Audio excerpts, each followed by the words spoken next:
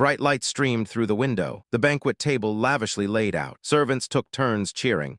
Congratulations, young Master Isaac.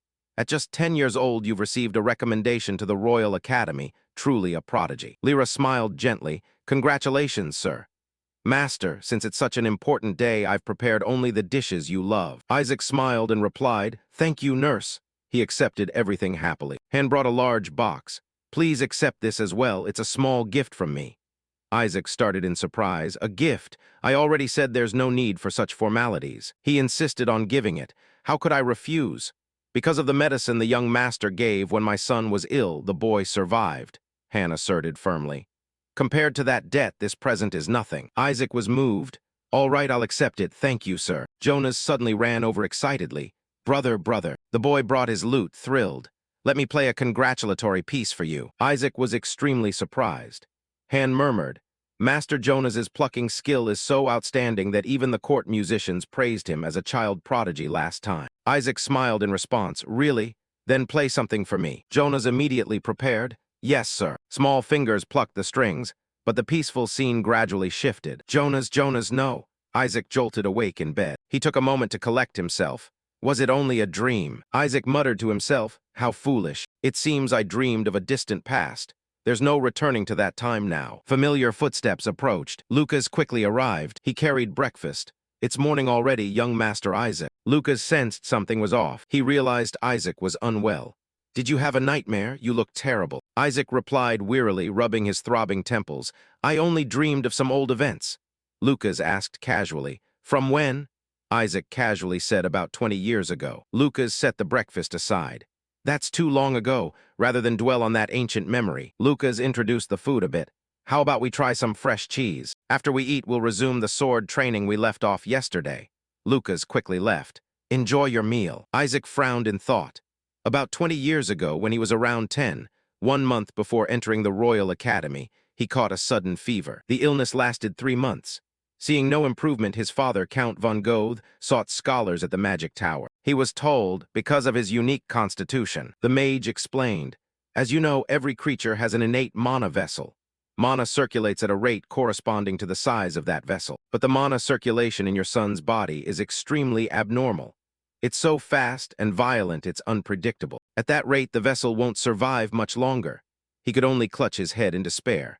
The truth Isaac had long avoided finally crashed down on him. Mana inside his body erupted violently like an explosion and collided with external mana, causing a horrific mana blast. He endured excruciating pain. Many people were killed or injured. When he calmed down, he saw them dead from the sudden blast. Not only the household members, but even his younger brother lost an arm. Isaac decided for himself, lock me away. Tears streamed down his face. Loneliness enveloped him, in a place no one could reach. From then on, Isaac remained in the cellar, where no one could be harmed. While he ate, he told himself, I was only 15 then, wasn't I? Suddenly, a heavy, dry cough sounded at his ear. Isaac turned around worriedly. Bright red blood was clearly on Lucas's hand. Isaac immediately went pale. He was coughing up blood. It was one of the signs of mana poisoning, from being near him too long. Isaac instinctively clenched his fingers. He hurried forward to support Lucas. Because you've been with me, even though you didn't have to, you must rest for at least a month. Lucas couldn't help but laugh. If I'm not here, who will serve you? Young master, besides me you don't have any friends, do you? Isaac scolded. Do you want me to kick you out for being insolent? Lucas obediently departed. Don't worry, don't you understand me? He proudly patted his chest.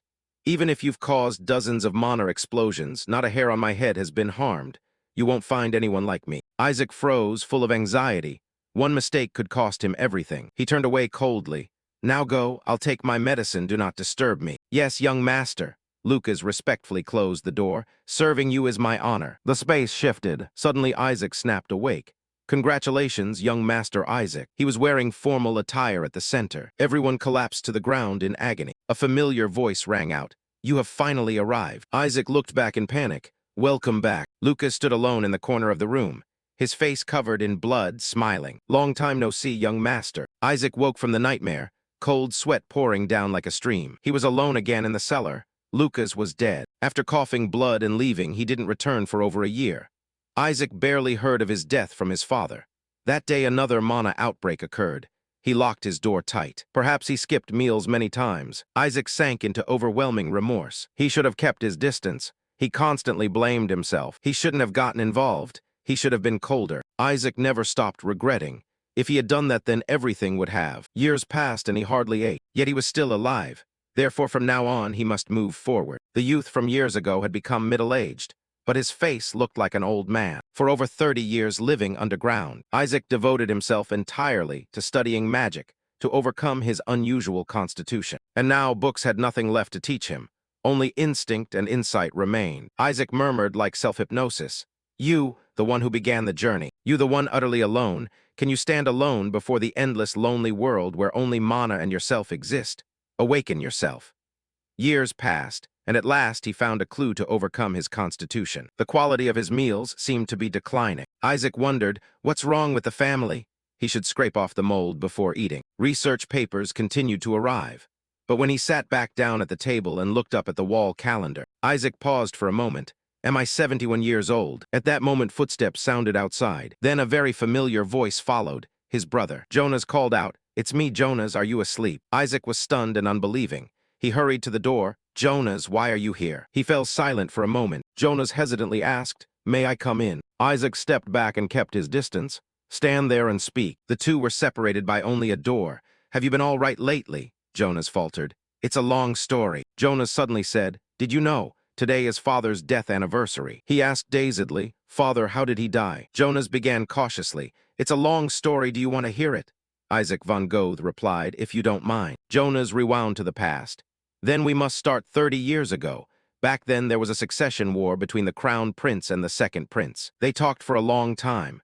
It had been ages since he'd spoken with another person. Isaac couldn't hide the joy in his eyes, a feeling like returning to childhood. He sincerely complimented, I must admit, you tell stories very well. I lost track of time without realizing it. Jonas burst into hearty laughter. Really?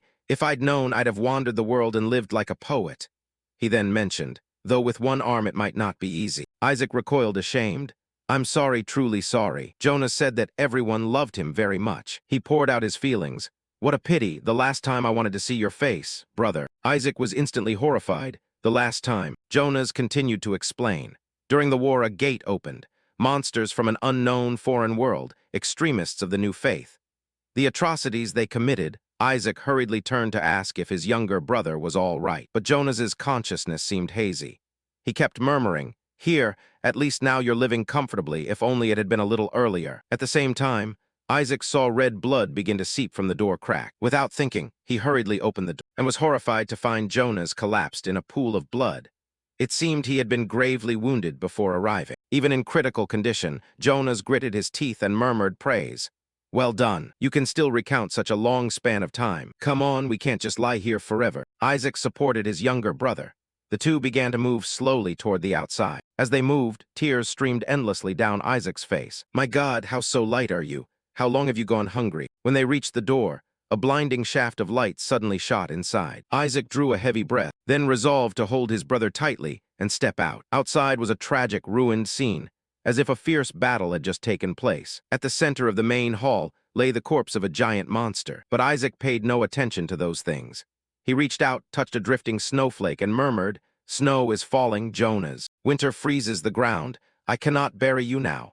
I'll wait patiently until spring to bury you in the family tomb. And after that, I will rest as well. Time passed, and the trees began to sprout. A butterfly landed on the sword's hilt. Isaac had finished burying his kin. He clenched a stone tightly. Isaac gently raised his hand, and a blazing flame appeared. He smiled with relief. Do you see, Jonas? Isaac von Goethe was deeply moved. Though belated, I have finally done it. The stone in his hand split in two. After years of research, I've overcome this constitution. Isaac sank down wearily. Now I can rest too, right? For years he had plagued himself with guilt. Could he be forgiven even a little? If I had been a bit faster, if I hadn't wasted so much time in despair, would things have been different? Isaac breathed his last beside his family. Time passed and suddenly someone called anxiously. Young master, did you have a nightmare? He vaguely recognized the voice. No, Han has been dead for a long time. A dazzling light streamed in from the window. Isaac jolted awake. He looked much younger. Han drew the curtains and asked, You're drenched in cold sweat and your face is pale. He limped closer. Didn't you sleep well? Isaac looked around in disbelief.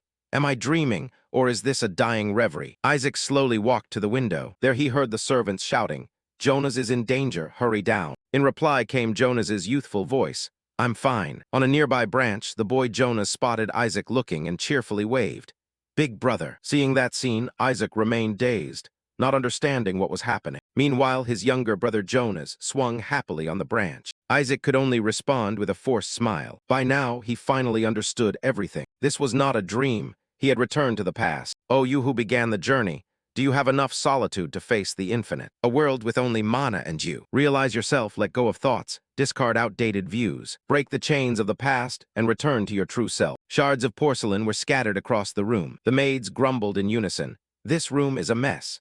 The young master is truly ungrateful, short-tempered. Tomorrow when the master returns, I'm quitting. They spoke freely. Perhaps his illness had made his temperament more sensitive. Han flared up, ready to rush in. What are they saying? I'll teach them a lesson. Isaac pulled him back. Enough, Han. He turned away in embarrassment. They're not wrong. Isaac couldn't bear it either. You shouldn't keep visiting me. Han, you're hurt just because you stayed by my side today. He couldn't bear it. Han knelt before him. No, young master. He insisted, comforting him. I still care for you. You're just going through a difficult period. Han assured him it would pass, and then it wouldn't be such a big deal. He smiled to reassure him. Isn't life like that? And so Han, the one who used to smile brightly, ultimately died. In a mana explosion caused by me, those who cared for me were killed by this heart. Isaac blamed himself. No, I killed them. Jonas outside still called, brother, play with me. Lyra called anxiously, please come down. Danxia resolved that if this was reality, Isaac clenched his fist at what had to be done. He called for Han. Han answered quickly, yes, young master. He coldly ordered, get out. Isaac shouted in anger, get out of my sight. Instantly, Han froze for a moment. Then he obeyed, at once. He was resolute, that would be better.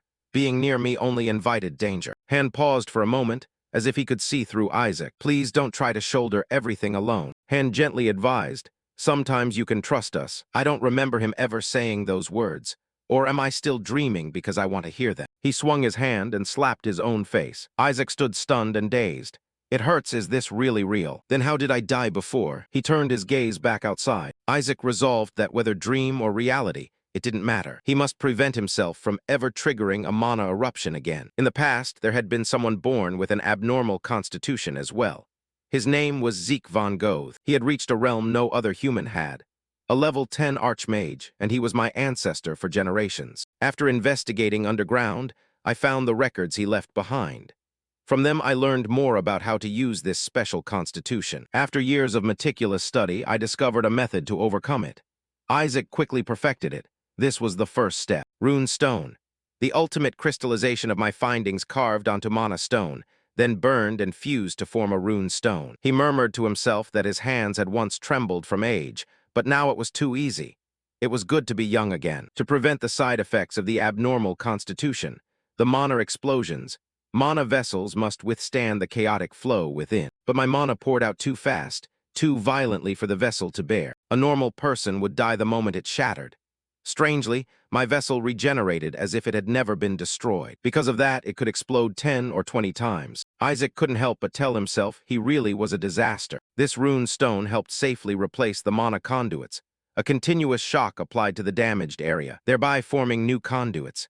As a result, the impulses of the raging mana flow were dispersed. He pondered deeply, but the success rate was extremely low. Before he died, he had only succeeded once. Isaac remembered clearly, that small flame was the proof. He tensed up, wondering if this attempt would succeed. A fierce fire erupted, but it grew beyond expectation. Isaac was astonished and quite delighted. This power Isaac's heart ached. The conduits reacted, a stream of mana running throughout his body. Isaac was stunned and confused. The stone in his hand lit up. A small flame sparked from it. It grew larger, more intense. He joyfully realized, I knew it, the conduits have increased to 3. Isaac was dazed for a moment. Each conduit had its own function and root. Now I can cast 3 spells simultaneously. It's working. He calmed himself. No, this was not my goal. My goal is to prevent any mana explosions from happening again. That's why 3 conduits are not enough. I must use magic more frequently to expand the conduits, reducing the burden on the mana vessel. Until that is achieved, I will not let anyone be near me. Time passed quickly. It was evening. Han arrived cheerfully with the food. It's mealtime, young master. He acted as if nothing had happened with a sandwich. Isaac didn't know what to say. I told you to leave. Han didn't heed him. You've been eating so little lately, please take a bite. He was completely helpless. He wouldn't listen to a word I said. Isaac couldn't understand. And what was this gentle, sweet tone? He was overly enthusiastic. I'll leave right after you take a bite. Hurry. He tried to probe.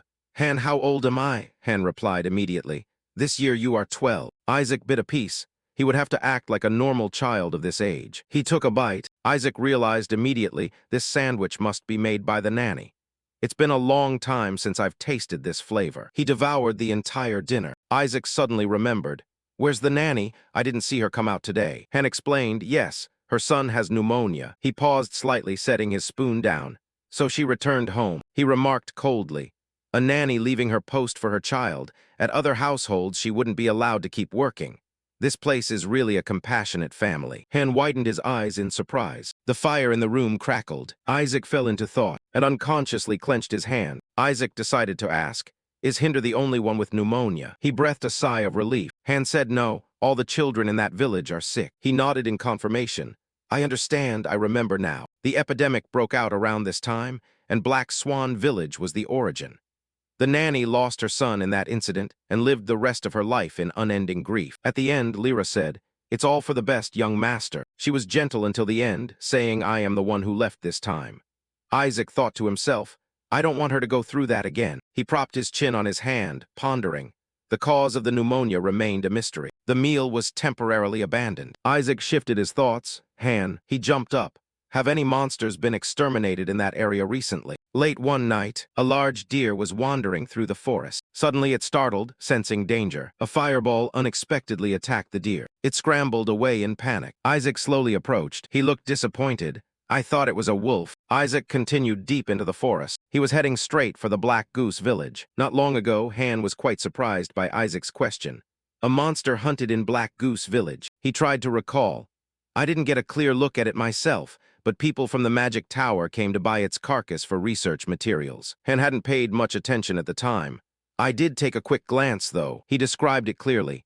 It looked just like a giant spider covered in silver fur. He quickly narrowed down the target. If Han's description was accurate, the monster was definitely, Isaac confirmed, a winter spider. Winter spiders weren't particularly strong monsters, but they often formed large swarms due to their astonishing reproductive rate. The real problem lay in the amount of mana these creatures possess. If one comes into contact with high-density mana, the body suffers from mana poisoning, which slowly causes the victim to suffocate. Back in reality, he was collecting a large amount of herbs. Isaac worked tirelessly. The children in Black Goose Village must have been poisoned by the mana emitted by the winter spiders. His bag was soon full. Isaac had found the cause. But in this era, knowledge of mana poisoning was very limited. That's why they mistook the illness for pneumonia. He looked at his basket. That should be enough herbs. Giving this to the children would help soothe their symptoms. Isaac knew how to deal with this, but the treatment was only temporary. To prevent a recurrence, the swarm of monsters had to be completely wiped out. I could ask my parents for help, but father is often stationed at the border fortress, and mother is busy traveling the continent to find a cure for my unique physique. He thought to himself, if I just sit and wait for them, Hinder's life will be in critical danger once again. Isaac quickly arrived at the village. He headed straight for the nanny's house. Lyra was sitting anxiously by the sickbed. She started at the noise. Lyra opened the door cautiously. Who's there? She was stunned in surprise. Isaac pulled his hood down. You look exhausted, nanny, Lyra gasped. Young master, she asked anxiously. Why are you here at this hour? And what's with your clothes? Did something happen at the mansion? Lyra carefully wiped the dirt from his face. My goodness, you're covered in mud. Isaac was slightly moved. He went a step inside. You haven't been to work for many days, so I just dropped by to see how you were doing. She startled and blocked him. Wait, you can't come in. Lyra was only afraid Isaac would catch the disease. They say Hinder has pneumonia. What if you catch it? He took out a mask and put it on. Is this okay? She truly didn't dare, but sir. Isaac handed a large bag to Lyra. Don't worry about that, take this. She asked blankly. What is this? He replied briefly. Herbs, grind them, mix them, boil them twice, let it cool, and have him drink it. Isaac walked straight into the inner room. He stood by the bed to observe. Isaac immediately concluded. These blue-purple spots are definitely mana poisoning. He shook the patient. Hinder, can you hear me? He struggled to open his eyes. Hinder woke up and pleaded. Isaac, no. Young master, please don't fire my mother. Even while coughing, he tried to explain. Mom couldn't come to work regularly because of me. It's all because I'm sick. Isaac immediately reassured him. I won't fire her. He checked Hinder's body temperature. Your mom is the only one who secretly brought barley bread to me after all. Time flew to the next morning, and he was led by the doctor. This was the abandoned mine he had been looking for. Isaac peered inside. Are you sure this is a limestone cave? It's really dark in here. The man insisted firmly. Yes, I'm certain. He offered a gold coin as payment. Thanks, this is far enough. I'll handle the rest from here. Ethan looked back and warned, be careful. People have gone missing in this area before. Isaac replied while walking, thanks for the warning. He had already ruled out other areas. Winter spiders usually prefer limestone caves. Since this was the only limestone cave in the region, it was highly likely to be their nest. Isaac had prepared in advance. Before moving in, lights flickered around him. Need to do a little prep work first. Last time, thanks to opening new channels in my mana system, I was able to cast 3 types of magic simultaneously. With this ability, the output power could rival second-tier magic. However, everything has its limits. If I overexert myself, my mana reservoir could shatter. Isaac calculated very carefully.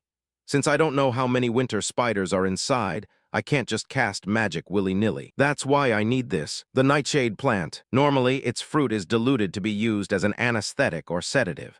It looks exactly like what is described in books, but for winter spiders, it's a lethal poison. He decisively pulled them up. It's ridiculous that they live in the same environment as their own fatal weakness. How ironic. Time flew until noon. Isaac had a bag full of poison. His hands were aching. I should have at least brought gloves. The toxicity is really strong. Isaac felt ready. All right, that's enough preparation. I made plenty of rune stones back at the mansion, so it's time to get going. He moved deeper inside, the cave getting darker by the minute. Isaac stopped before a sheer drop, strong wind blowing up to where he stood. Losing my life in a place like this would be a meaningless death. Isaac looked around, searching. It seems to be right below here, but how do I get down? He happened to spot a rope ladder, which looked like it was still in good enough condition to use. Isaac felt a bit tense, but he didn't hesitate for long. Isaac followed the ladder down, landing safely on the floor below. Isaac was tired to the point his limbs were trembling. He furrowed his brow tightly. Looks like I found the right place. Before Isaac's eyes, the area was piled high with dry bones. The corpses stacked on the floor looking as if all their bodily fluids had been drained away. And there was a human collarbone. Could these be the missing people the hunter mentioned? A screeching noise echoed close to him. Isaac jumped in surprise, the pressure growing closer by the second. He cautiously prepared for a confrontation, the magic power in his hand intensifying. He was ready to fight. Isaac fired a fireball at the winter spiders, successfully creating a safe zone. These creatures are terrified of fire, so this would help drive them away for a moment. Isaac unloaded his gear. I need to be ready before they surround me. He covered his nose and mouth tightly. Isaac took out the poison, focusing with all his might. Isaac fixed his eyes on his target. First the herbs. He decisively set fire to the bag of poison, a faint poisonous scent spreading through the air. The winter spiders seemed to slow down. This was Isaac's chance. All right, let the hunt begin. Back to some time in his previous life. Inside a study room, Isaac was sitting at his desk working. Suddenly, a loud voice rang out. What on earth did you do to let things get this bad? He paused and walked over to the window to look down. Below, 3 people were arguing.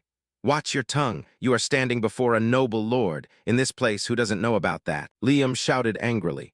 Right now, I am questioning the master of this land about why you failed to protect your own people. Why did you abandon the Black Crow village like that? Why? The other person suddenly roared, shut your mouth. He turned around and walked to his seat. So noisy. Should I tell them to use boards to seal up those windows? Or should I just move down to the basement? It's quiet down there and no one walks by. That way, I can focus better on researching my own special constitution. By the way, I should cover the walls with Marium, as that mineral has high magic resistance. It will be very helpful when dealing with mana explosions. Isaac looked up and asked, what do you think, Han? The room was completely empty, with no one there but him. Isaac stared blankly. He whispered softly, oh right, Han has. Isaac bowed his head and diligently wrote on. The scratching sound resumed and the room became quiet again. His writing speed increased. Isaac's eyes widened as he looked down. The more he wrote, the more intense he became, his eyes wide open in a terrifying manner. The room was filled only with the sound of his pen. At this moment in a cave, Isaac sat silently in contemplation. He looked up and wondered to himself, why do I keep dwelling on these old memories? The ice poison seemed to be working quite well on the winter spiders. I can't feed those monsters the poison directly. But if I burn it and let the smoke spread like this, their bodies will gradually become paralyzed until they suffocate and die. Of course, I'm not safe from that smoke myself. That's why I have to wrap a wet handkerchief around my face as a primary filter, then use the mana inside my body to purify the rest. At the same time, I'm creating a small fireball and using phase-shifting magic to stay alert. Purification, fire magic, and phase shifting. 3 types of magic cast simultaneously through 3 mana circuits, also known as multi-circuit casting. Thanks to that, I was able to buy time until the spiders weakened. Isaac pointed a finger forward. Goodbye. A massive explosion followed. He strolled casually through the sea of fire. Suddenly, Isaac sensed something. He pondered. It seems they are all fleeing in the same direction. Isaac's eyes lit up. Looks like there's a water source over there. He picked up his pace. Isaac's clothes suddenly caught fire, and he hurriedly took them off. These things are very flammable, but at this rate I'll die of smoke inhalation. Plus, it's way too hot. Isaac threw his coat to the ground. Must end this quickly. By evening, the cave became cold. He walked along the water flow. Isaac shivered, hugging himself. It's freezing in here. I shouldn't have thrown my coat away. I didn't expect the temperature to drop low enough to freeze. He suddenly looked up. Wait. Above Isaac was a nest of eggs. Are they all eggs? If it laid this many, could it be? Suddenly, a sound rang out, and he jumped at the noise. Isaac hurriedly turned to look, his eyes wide in shock. The eggs were slowly falling. He regained his composure and raised his hand. Isaac blasted fire forward. The flapping sound of flames echoed. He looked bewildered at the scene. A drop of sweat rolled down Isaac's cheek. A giant spider suddenly appeared behind his back. Isaac sensed it immediately. Just as it lunged, he sprinted away. Isaac dashed forward to dodge. He turned to look back. Damn it, why are my instincts never wrong? Isaac froze when he saw it was the winter spider queen, completely different from the others. It is a monster species capable of resisting fire and carrying the breath of frost. That is why they are called that, winter spiders. The spider lunged rapidly. He hurriedly stood up to attack. A ball of fire slammed into its leg. Isaac gritted his teeth, thinking, as expected, a few fireballs aren't enough to set it ablaze like the others. The only consolation was that its movements weren't very agile. Suddenly, a wave of pain struck him. My body is reaching its limit. For a 12-year-old body with no real combat experience, it was only natural to end up like this after staying up all night and using magic all day. While Isaac was contemplating, the spider had already closed in. He struggled to lift his head. Isaac's eyes narrowed slightly. Images from the past surfaced.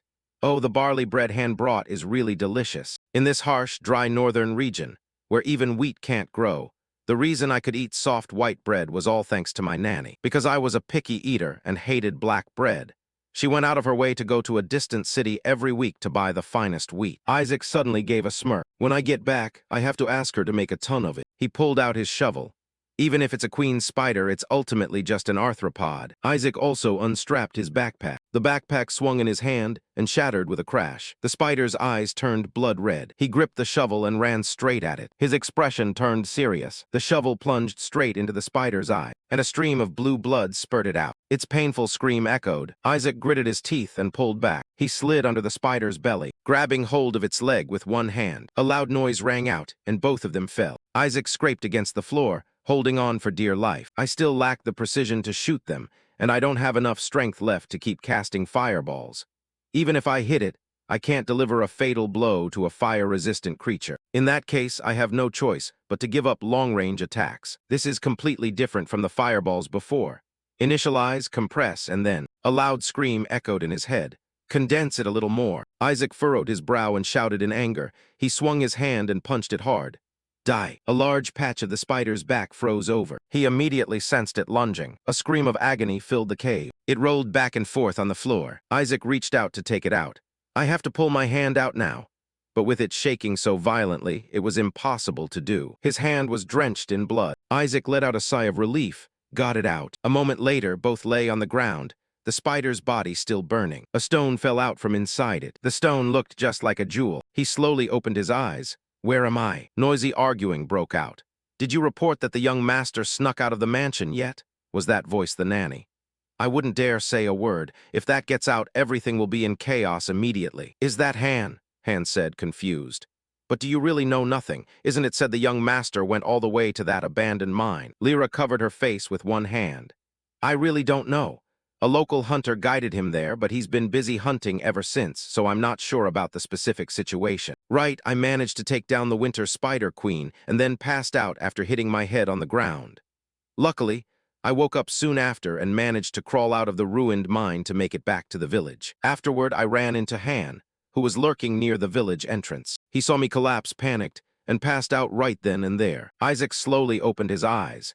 Indeed, thanks to following the young master's instructions exactly, little Hinder had fully recovered, and offered a gentle smile. That's just the young master's true nature.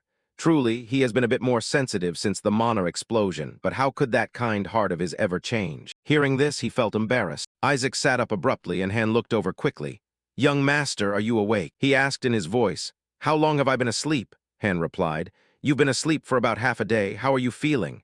"I'm fine, still well within my limits." She scolded him angrily. "What do you mean, within limits? Why did you go to such a dangerous place all by yourself?" Isaac was silent for a moment before saying, "I just accidentally tripped while picking some herbs nearby. Even if I told them a 12-year-old killed a monster, they'd just think I was delirious. It's better to just make up some excuse." "Anyway, how is Hinder doing?" Lyra sighed. "Thanks to the herbs you gave, he's much better. The same goes for the other children in the village." He tilted his head with a faint look of relief. "It's best to keep the mana poisoning a secret. If the higher-ups find out, the Council of Scholars will interfere immediately. Are all the winter spiders dead? Who could have done such a thing? It would be quite troublesome if the spider carcasses in the mine were discovered." She asked in surprise, "But how do you know so much about those herbs? Even the doctor sent by the Lord didn't have a clue." Isaac immediately looked away. "I just happened to read about it in some books." "Don't mention that anymore, it's time to go, Han." He was confused. "Right now, it's snowing quite heavily outside." He turned to leave the bed. "If it gets out that I snuck out of the mansion, your fate won't be very pleasant either, will it?" Lyra brought a basket of fruit to Isaac. "Please take these as well. The villagers asked me to give them to you to express their gratitude." He picked up one and looked at it. "Nanny, take another week off.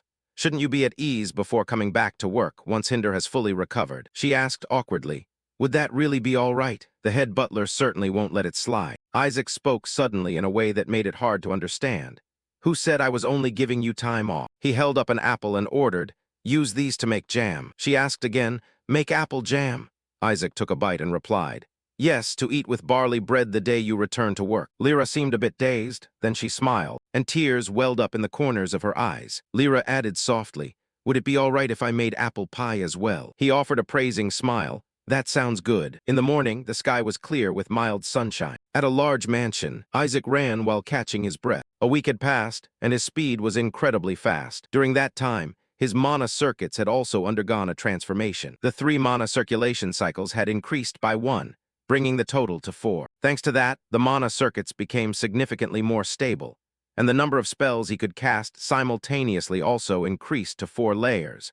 Fighting the winter spiders and pushing himself to the limit likely helped a great deal. The hard, daily jogging sessions certainly played a significant role as well. Using magic requires thorough calculation as well as sharp intuition, a process that drains a lot of mental energy. When the body is exhausted, the mind will collapse as well, and a clear spirit needs a resilient physical foundation. The reason I reached my limit so quickly at that abandoned mine was due to this immature, untrained body. In my previous life, Lucas still frequently trained my physical strength. The image of Lucas smiling appeared, and his face suddenly turned somber. A sudden call echoed, "Young master." Schiller brought Andrian. "Today is your scheduled health checkup." He stopped and wiped his sweat. It was the head butler, Schiller, and the doctor. Andrian placed a hand on his chest and smiled brightly. "Greetings, young master. How are you feeling today?" This was the personal doctor appointed by his father, rumored to be the most renowned physician in the surrounding regions. Yet even he did not fully understand his condition. Andrian moved forward to observe. "It seems there are no serious issues today. In fact, you look healthier than ever.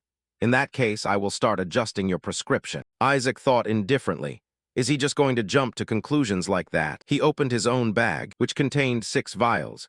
"This is a medicinal herb called Panacea. It helps stabilize the flow of mana." Isaac picked up a vial to look at it. "Panacea? Father really went to the trouble of finding a high-class item for me." In common parlance, Panacea is understood as a cure-all. For some, it is used as a stimulant and an endurance enhancer for soldiers. Although this medicine is known for stabilizing mana flow for smoother circulation, that is actually a misconception that arose during the translation of ancient texts. Its true effect is to stimulate mana flow. In other words, it is nothing short of poison to someone who has lost control of their mana like me. However, given the current situation, it will serve as a suitable catalyst. If used well, it will help me increase my mana circulation cycles. Then I look forward to seeing you next month. All right, you've worked hard. After finishing the conversation, Andrian left. He turned around and saw Schiller watching him. Isaac asked, "Is there something you want to say?" Schiller replied, "You seem quite calm today. Isn't it normal for you to throw a tantrum when being examined? That is also why all the doctors in the affiliated territory refuse to be your personal physician." He laughed upon hearing the question. "Is that so? Should I have thrown a fit?" Schiller remained silent for a moment, then moved his lips. The next statement stunned him. "I heard you cured the pneumonia for the children in Black Goose Village." Isaac asked calmly, "You know about that as well?" Schiller replied straightforwardly, "I just heard it from Han," he thought to himself. "So you interrogated Han." His face turned angry. If this were to become public, the advisory council certainly wouldn't let it go. "I will let it slide this time." He bowed low and spoke softly. "But from now on, I hope you will learn to exercise more self-restraint." Schiller's gaze was cold as he looked at him. For a very long time, I was never able to get close to Schiller. He was always a dry, rigid-head butler, a cold old man who always kept his distance from everyone. Schiller suddenly picked up Isaac's suitcase. "If you truly cannot help yourself," he said, taking it, "then at least discuss it with me first." He was also surprised by that sight. According to what Jonas told him just before passing away, Schiller, who had served the von Goethe family since the time of the previous master, stuck to his position until the von Goethe house fell. And then he sacrificed his own life. He actually always cared deeply for this family. Isaac nodded and smiled. "I understand, thank you, Schiller." He also just remained silent, saying nothing. Schiller thought for a moment and asked, "By the way, you've been jogging every day lately. Is there a particular reason for that?" He raised his face to glance at him. Throughout history, all mages who reached the 5th level or higher train their bodies strictly. If it is a body used to conduct mana, shouldn't it have a commensurate physical foundation? Schiller's eyes widened in surprise. In the evening, inside a room, there was a report that the young master had cured the pneumonia for the children in Black Goose Village. The verification process is complete. With this specific physical condition, it will be difficult for the young master to use magic in the future. However, I venture to suggest that the path of becoming a scholar or an alchemist might be suitable for him. With this, the Lord must also be somewhat relieved of his worries. Suddenly, there was a knock on the door. "Come in." A maid walked in. "Excuse me, sir." Schiller looked up. "Rosa, is it you again?" She replied with a hint of fear. "Please forgive me, head butler. The maids keep disappearing and never return. I don't know about Clara's case, but as for Annette, she is a very hardworking girl who has never thought about taking a day off in the past 3 years." Rosa's eyes reddened. "I am certain that something unfortunate has happened to her." In some corner, a group of servants stood talking among themselves. "Isn't this strange? In just 2 short months, 3 maids have gone missing." "You think so? The von Goethe region was never an easy place to live anyway," Bill said smugly. "Because it's way up in the north, the weather is extremely harsh. Plus, robbers and monsters are constantly causing trouble." Lily pointed at him. "So you mean you're planning to pack up and run away too?" "Hey, I'm just making a hypothesis." She bowed her head slightly. "But at the very least, Annette is not the type of person to suddenly vanish without a word of farewell. How hard did she have to work to earn money for her father's medicine?" Bill smirked, refuting. "Maybe she got tired of the scene of having to serve that sick father of hers. Who knows, maybe she ran off with some lover." Rosa and Lily were furious upon hearing this. "Watch your mouth." Bill spread his arms and said calmly, "Just kidding. Actually, I have my own theory. If you don't care, just listen. Here." Bill suddenly acted spooky. "In my opinion, it's like this." A bold thought appeared in his head. Could it be dark magic? The 2 girls were dazed. "Dark magic," he immediately said. "What else? Anyway, this is the mansion of a mage family, right? Not to mention the young master's condition hasn't been very promising lately. If you were the master of this house, would you be willing to use magic at any cost?" Lily blurted out. "You mean those missing girls were taken to be used as human sacrifices?" Rosa screamed. "What the hell are you babbling about, Bill? If you dare to weave such monstrous rumors, I won't let it go." He continued. "And if you don't let it go, what are you going to do? Me? Maybe I'm right." Rosa was furious. "The family master is not that kind of person. He was even generous enough to take in a sinner like you." Bill was still stubborn. "What? You go on, and now you're starting to yell again." Behind his back, a voice suddenly made him jump. "This story actually sounds quite interesting." Isaac crossed his arms and looked at Bill. "Why don't you tell me in more detail?" he said with a bit of fear. "It started 2 months ago." Bill's gaze darted elsewhere. First, the maid Hilda suddenly vanished. Then a few weeks later, it was Clara's turn, with no trace to be found. Finally, this weekend, Annette went to mass and disappeared without returning. The room suddenly went silent. He asked coldly, "Do you know the reason why?" Bill thought for a moment before speaking. "Why does a child possess such a terrifying gaze?" "Sir, I'm not very sure about that." Isaac immediately said, "Just tell the truth. I promise I won't blame you for this." He asked in surprise, "Young master, are you serious?" "My word is always true." Bill silently bowed his head. Isaac asked abruptly, confusing him, "Do you think I am the cause of this? Isn't that already painfully obvious? Look at Han. He is your closest servant, yet he is always covered in wounds and bruises. That guy is always moaning in pain. I'm not sure. Those who cannot have a peaceful death, the probability is high that it's him. I shouldn't have opened my mouth." Isaac called out in a dark voice, "Bill." He begged fearfully, "Please, young master, spare my life. I haven't even had a chance to get married or have a single child. The priest once said this life was given by God." He looked at Bill calmly. "You don't want to die, do you?" Isaac offered his hand. "Then serve me to make up for your mistake." He stopped begging. Night fell, the wind rustled, and a green flame floated by. Isaac sat on the bed looking up at the sky. "Rosa, Annette." Images of the two girls appeared in the fire. He said with an indifferent expression, "Right, those are their names. Ever since Han and my nanny passed away, they were the only maids who volunteered to stay and serve me." The vial fell to the ground and shattered, and a small drop of blood dripped down. Isaac swung his hand to order, "Both of you get out. I want to be alone in peace." The two maids were terrified. "But young master, what about your hand?" He immediately snapped, "Didn't you hear me tell you to get out? These medicines are useless anyway. Don't ever bring them here again." Rosa, despite her fear, tried to say, "But young master, please don't give up hope so soon. I'm sure everything will be fine." His face darkened, his voice icy. "Hope, you say? How could you ever understand the feeling of having to take the life of the person you love most with your own hands?" Isaac's hand clenched tight. "Can you even imagine that kind of pain?" She looked at him in confusion. "Young master." Annette stepped forward and said, "I understand. I myself have caused a friend to lose their life at these very hands." Hearing this, he lowered his voice. "Your friend." Rosa glanced down. Annette continued, "If only I had turned back to look at Clara even once back then. If I had reached out my hand in time, perhaps I could have saved her." After speaking, Annette walked over to Isaac. She looked down at him.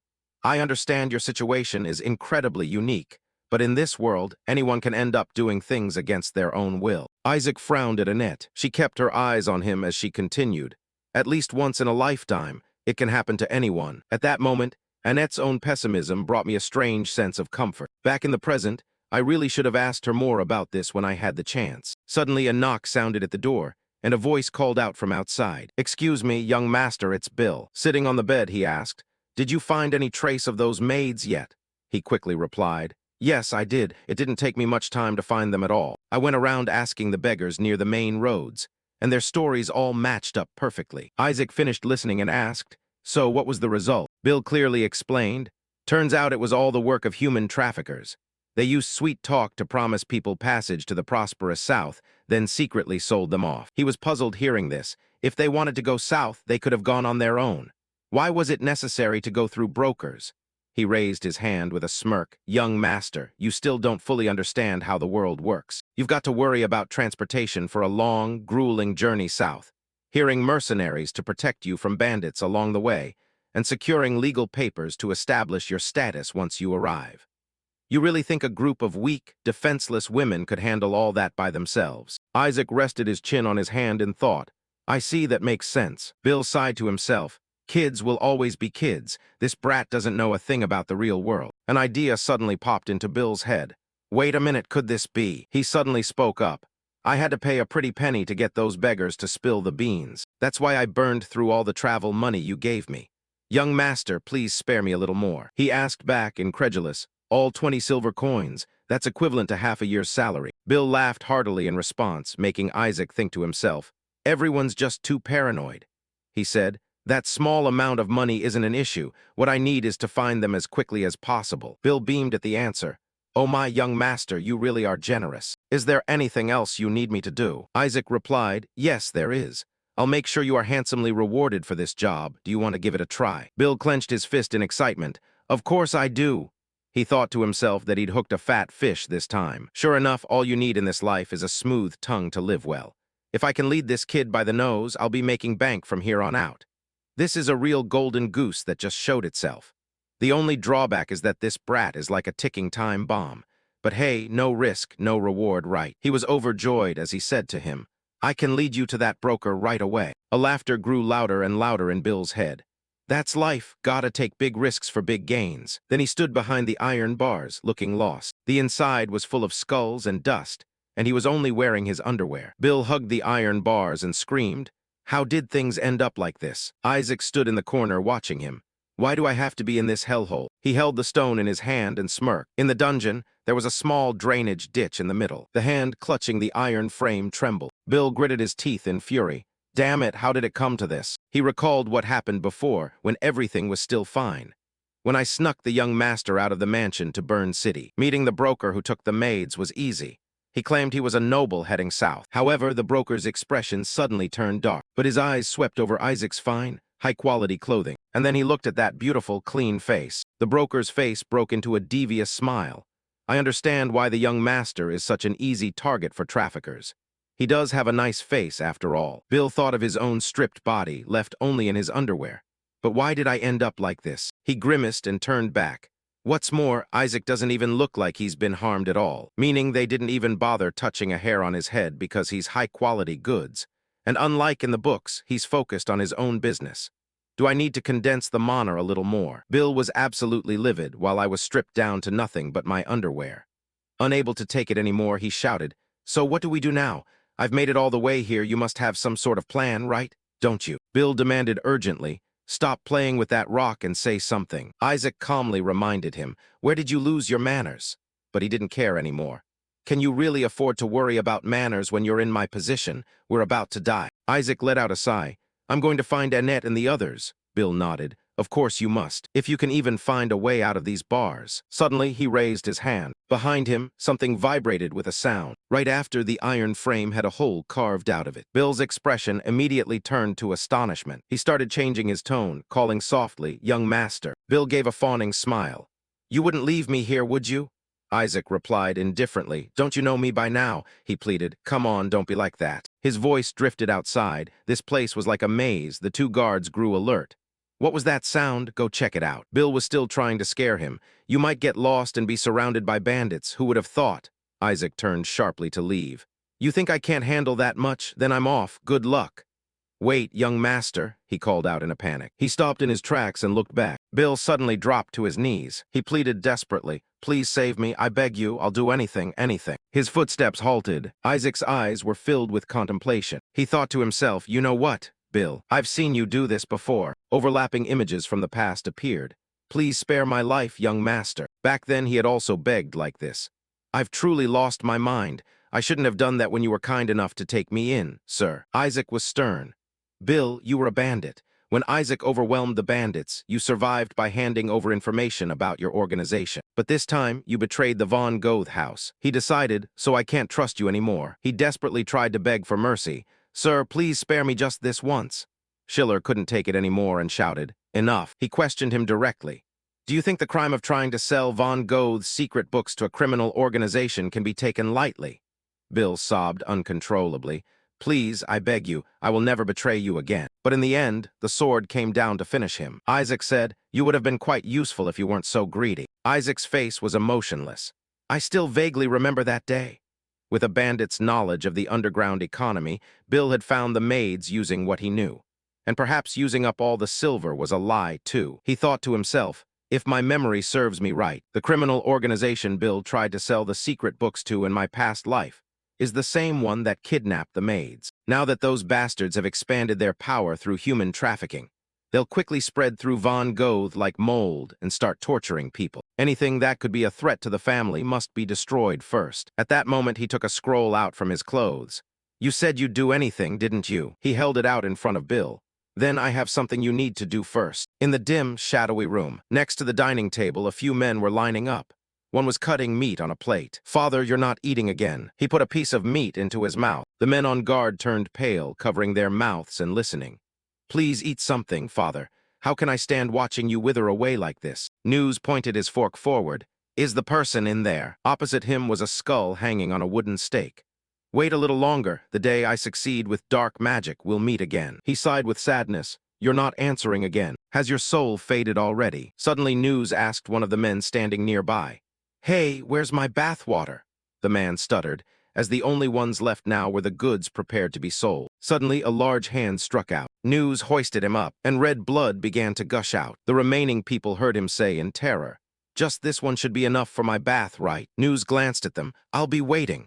The underling replied immediately, "I'll have it ready right away." Then he left. The room was now left with only 2 people and a corpse. One man sighed, clutching his head. Damn dark magic. What time is it now? In that bastard's food in his bathwater. Next time, just give him the merchandise we're supposed to sell, otherwise we're all going to die. He stood up and flipped the corpse. Stop complaining and take better care of him. Suddenly, a sound echoed. The 2 curiously peeked out the door, but the dark hallway was empty. They glanced at each other. Suddenly, the color drained from both their faces. The sound scared them. What was that? Their expressions were no longer calm. Someone quietly swallowed hard. Suddenly, something appeared. News's head, full of hair, rolled to their feet. Right after, News's blood-covered face appeared with bulging eyes. Both were immediately terrified. The fear was so overwhelming their legs couldn't hold them up. Just then, a figure approached. He held a blood-stained blade. "Spare a drop of water." Everyone's face went pale. "Are you Bill?" He gave a slight smirk. His blood-drenched appearance horrified them. Bill brushed his hair back and repeated, "Give me a cup of water." "You bastard." Before that, Isaac held a piece of paper in front of him. "You said you'd do anything, right? Then do this first."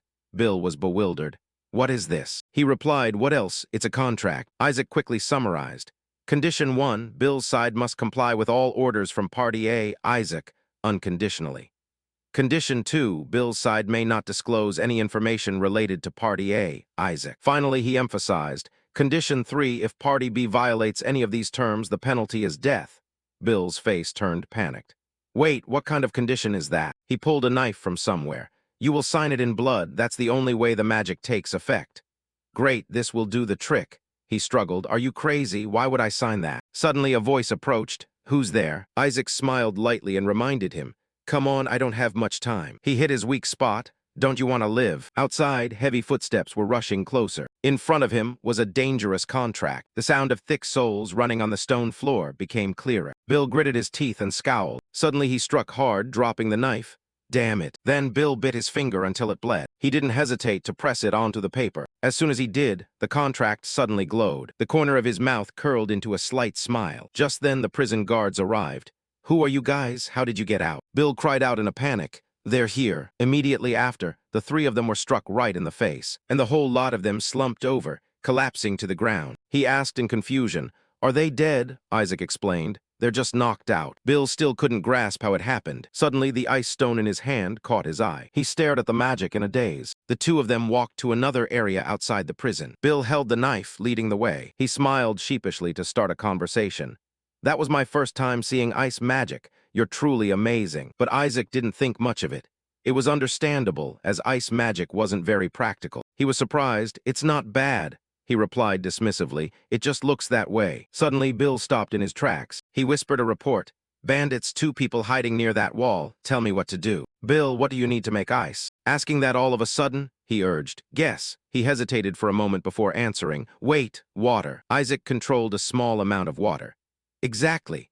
Whether it's the moisture in the air or a puddle on the ground, you must shape the water into the desired form." The stream of water swirled and, in sequence, compressed, condensed, expanded, and evaporated. It must undergo these 4 states. He explained diligently. Adjusting each state individually is easy, but deploying them consecutively is not. Bill looked toward the guards impatiently. "I'm going to get caught. Hurry up." One guard was yawning when he suddenly noticed something. Before he could react, he saw Isaac charging toward him. "Who are you people?" He calmly tapped his hand. And finally, a large ball of water suddenly flew toward them. The guy's expression went rigid. Right after, he was struck by the magic, which shifted its phase. He pulled the water ball back. Because of all these steps, this type of magic isn't commonly used in battles. Isaac's eyes glanced downward. "If I didn't have this magic, I wouldn't even bother using it." He held the ice stone in his hand. "I found this in the carcass of the winter spider queen. Although this magic isn't popular, the ice stone has some academic value, so it's worth a decent price." He thought to himself, "This is a surprisingly good find." Bill walked over to check on the guard. If ice magic is so inconvenient, why even use it? He was unconscious. He explained, "Because it's not common, very few people know about it. It's hard to distinguish from blunt force trauma. And since the ice melts, it doesn't leave any evidence behind, making this magic perfect for committing crimes stealthily. That dark, intimidating expression made Bill freeze. He whispered, "Don't you intend to finish them off?" At this moment, two others spotted them.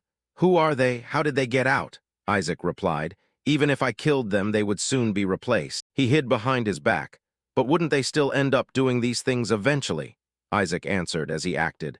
"That is precisely why I'm keeping them alive." The two who just arrived were knocked out. His eyebrows furrowed slightly. "I will only kill." Strange footsteps appeared in their line of sight. Alertness began to heighten. News's massive body approached. Just one person. He looked at them skeptically. "You guys." Bill shouted in a panic. "News." He quickly exposed him.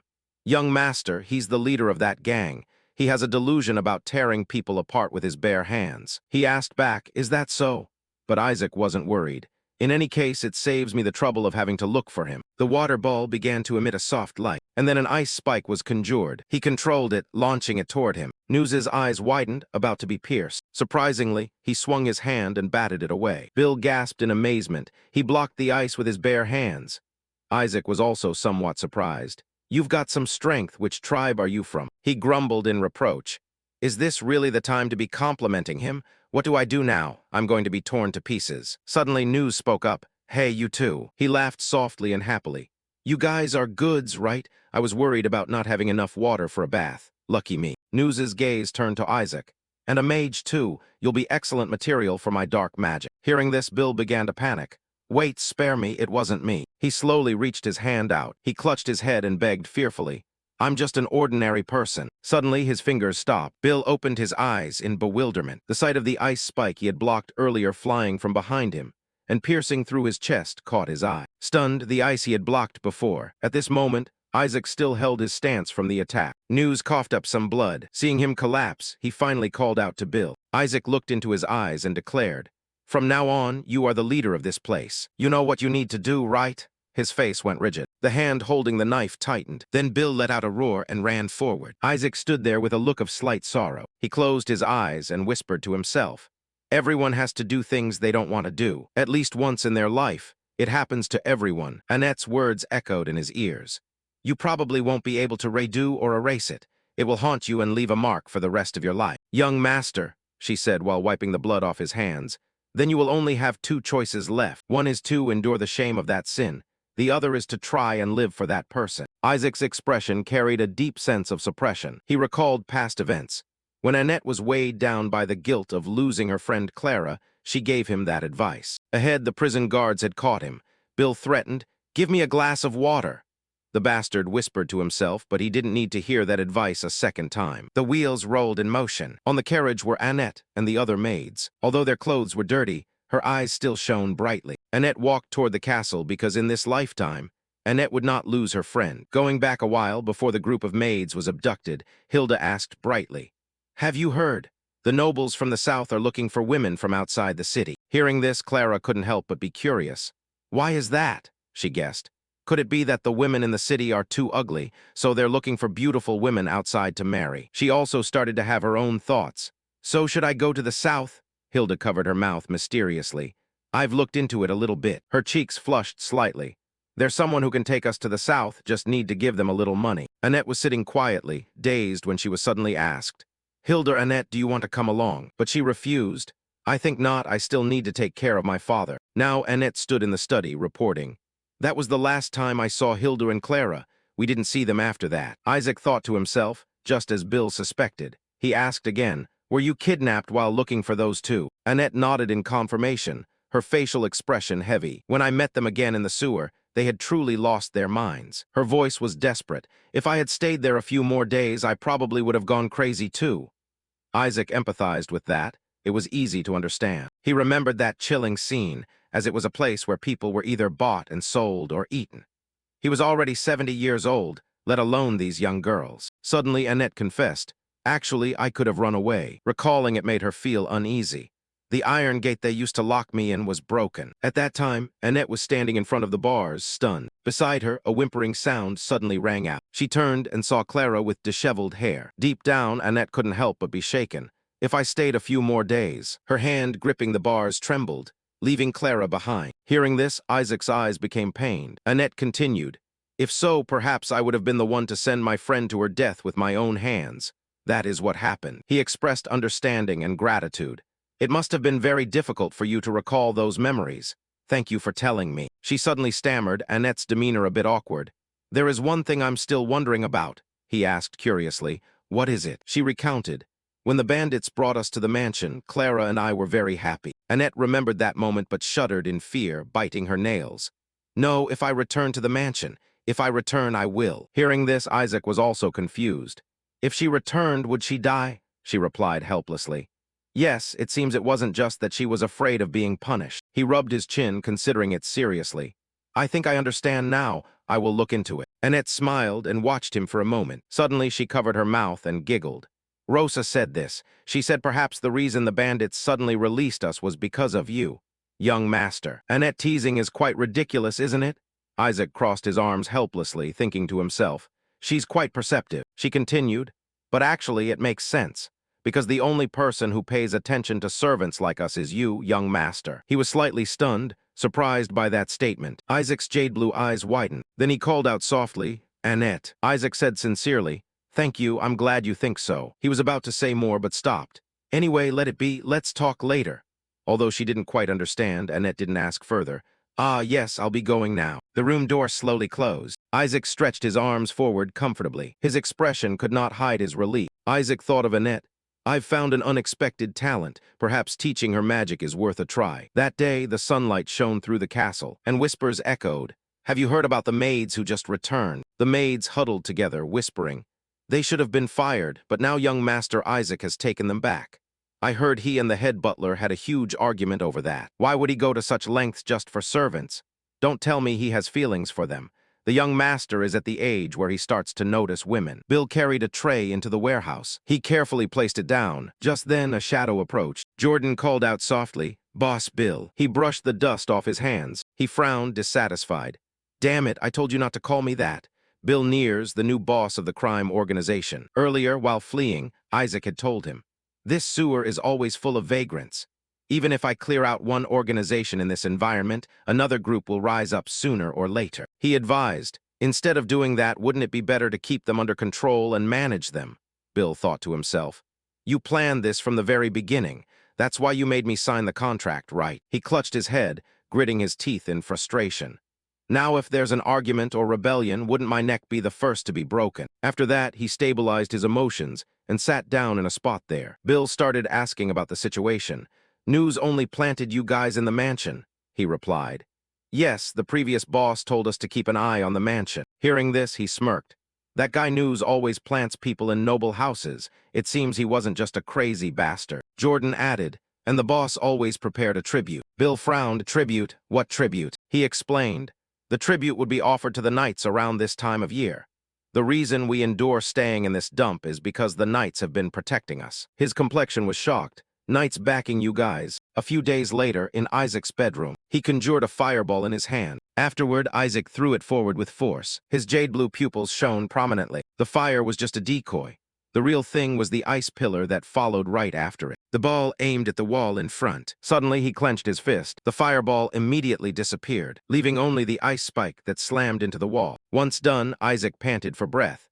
After killing News, his mana circuits increased from 4 to 5. He himself understood that he now needed to practice chanting multiple spells simultaneously. Because with News, he only got lucky. Remembering the previous events, his familiarity with the terrain, the weak guards, and his negligence. All these conditions caused News to lower his guard, leading to his demise. His eyes narrowed slightly with self-reproach. His clenched hand at his side trembled. No, my own hands ended him. Isaac flopped back onto the bed. Before dying, Jonas had told him many things, including stories about the enemies of the Von Goth house. They were all optimized to deal with mages. He closed his eyes, whispering to himself, there won't be any luck like with News next time. I need to become stronger to protect Von Goth. The next morning, a loud call woke him from his sleep. Isaac sat up immediately. What is it? Lyra and Han entered. It's morning, please wake up, sir. She signaled to Han the young master's clothes. He turned to go fetch them, yes. Isaac placed his feet on the floor and asked, why so sudden? Why are you doing this? Lyra brought a basin of water over. What do you mean, sir? She smiled and announced, The master of the house has returned. Hearing that, he couldn't help but be startled. Isaac's heart pounded a few beats faster. Outside the city gates, Isaac von Goethe rode in on horseback. Thinking of that, he asked distractedly, "Father is back," flashing back to a time in his previous life.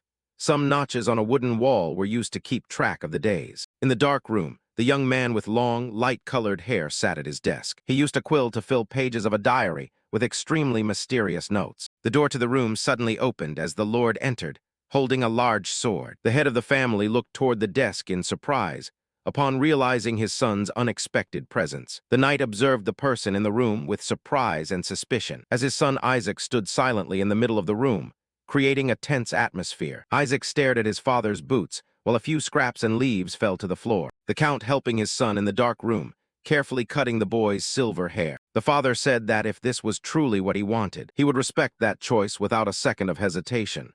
He added in a sad voice that he could ensure everything would end peacefully and without any pain. An older Isaac, with wrinkles on his face, observed the situation with weariness and sorrow. The count continued to carefully cut his son's long hair, while the boy remained in absolute silence. The father asked once more if this was truly what he wanted, and the young man firmly confirmed it. The count emotionally hugged his son and said that this would be the last time they would meet. He touched his forehead against the young man in an affectionate gesture, and shared a deep farewell before leaving. The father said he would go on ahead to wait for him and left the room, leaving the young man alone in the darkness. He asked his son to come to him without carrying any regrets in his heart. Back in the present, the beautiful morning sunlight shone through the large, ornate windows of the office in the mansion. Isaac thought that this was the first time they had met face to face since that tragic day. The young man sat down and greeted his father, who was focused on reading important reports for the family. The count said he had heard that he had recently helped sick children in Black Goose Village. Isaac was surprised by the question, and his father revealed he had heard the story from Schiller but found it hard to believe. The boy answered modestly, saying he was just lucky to have cured the children. He lied, saying he had found the exact answer for that unusual pneumonia in an old book. The father tapped his fingers on the wooden desk while pondering his son's story. The count changed the subject and asked how his body had been feeling lately after his training. Isaac answered with relief that he hadn't caused any more human explosions, and that the doctor they hired was very skilled. The sunlight shone through the beautiful, vibrant stained glass windows of the library, illuminating the vast office. The father and son continued their conversation quite calmly and peacefully in the middle of the giant study.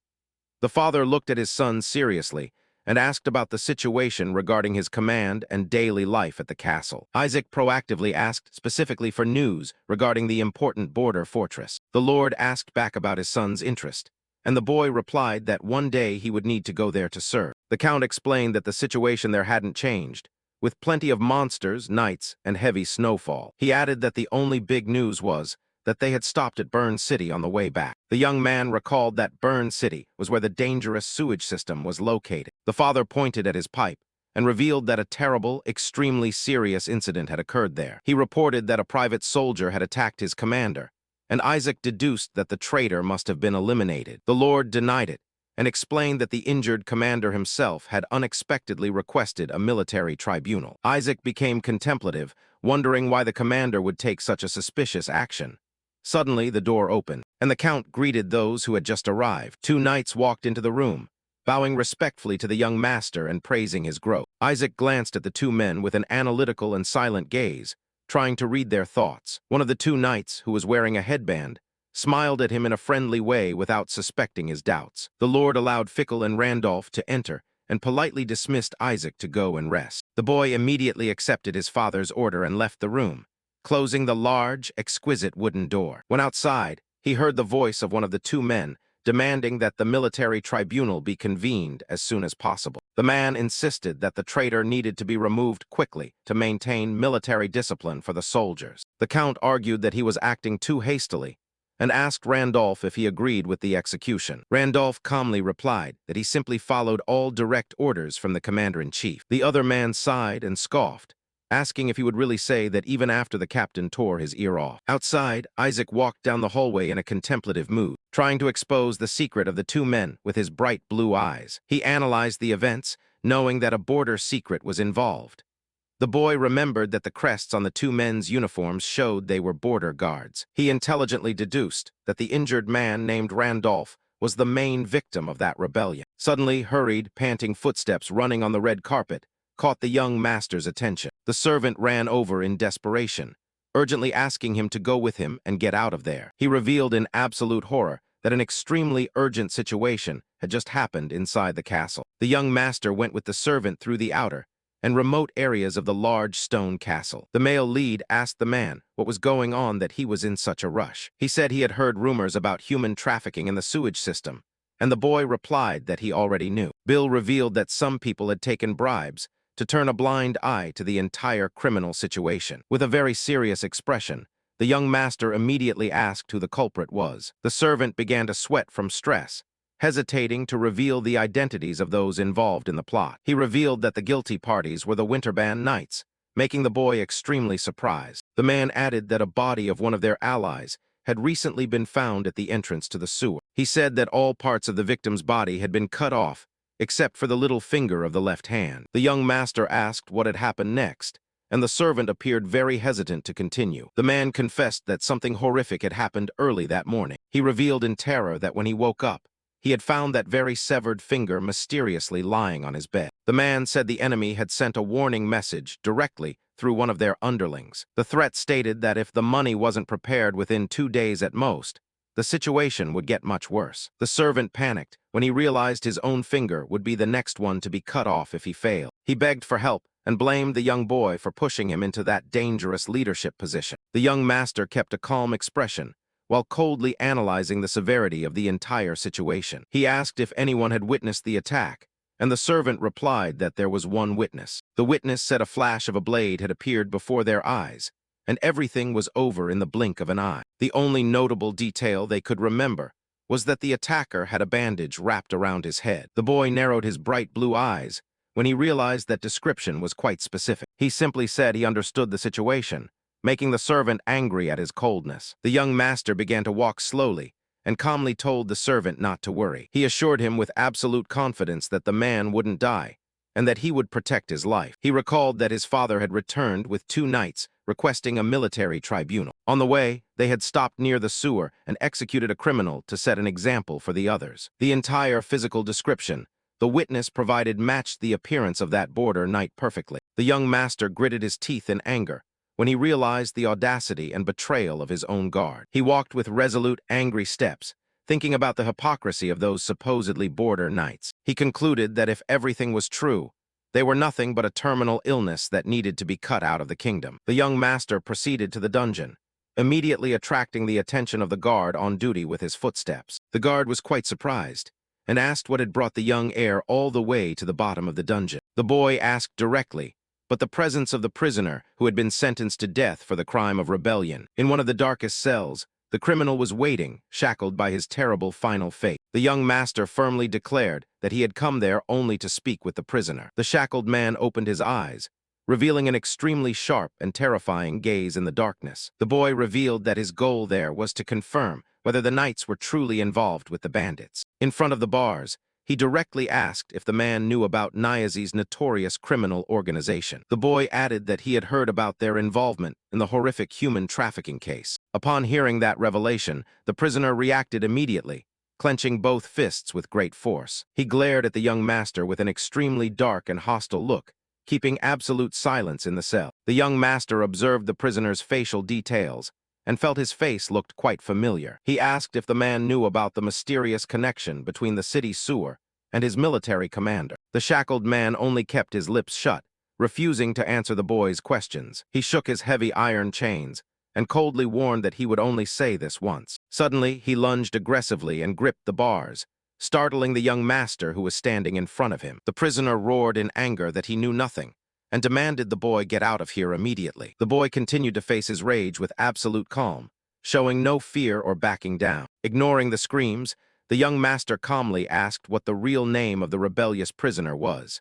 He answered that his name was Carlson, and the boy gave a smile when he heard that important revelation. The young master finally remembered his face and asked if he would continue to lie, calling him Kyle. The prisoner's eyes widened in total shock when he realized his real name had been discovered. He backed away in surprise, causing the heavy iron chains to clank in the dark cell. The rebel glared at the boy in deep astonishment and asked how he could know that secret name. The young man recalled that he had known this name when the kingdom's bloody civil war reached its peak. The entire horrific power struggle had begun at the official, solemn succession ceremony for the royal throne. On that occasion, the second prince was defeated and decided to betray the nation, allying with the empire to seize power. This horrific betrayal ultimately caused a violent and bloody clash right in the middle of the celebration. As the kingdom collapsed, the people rose up and started a rebellion led by Kyle himself during the Civil War. Now he pretended to be someone else and desperately asked how a child could know so many royal secrets. The boy answered with absolute calm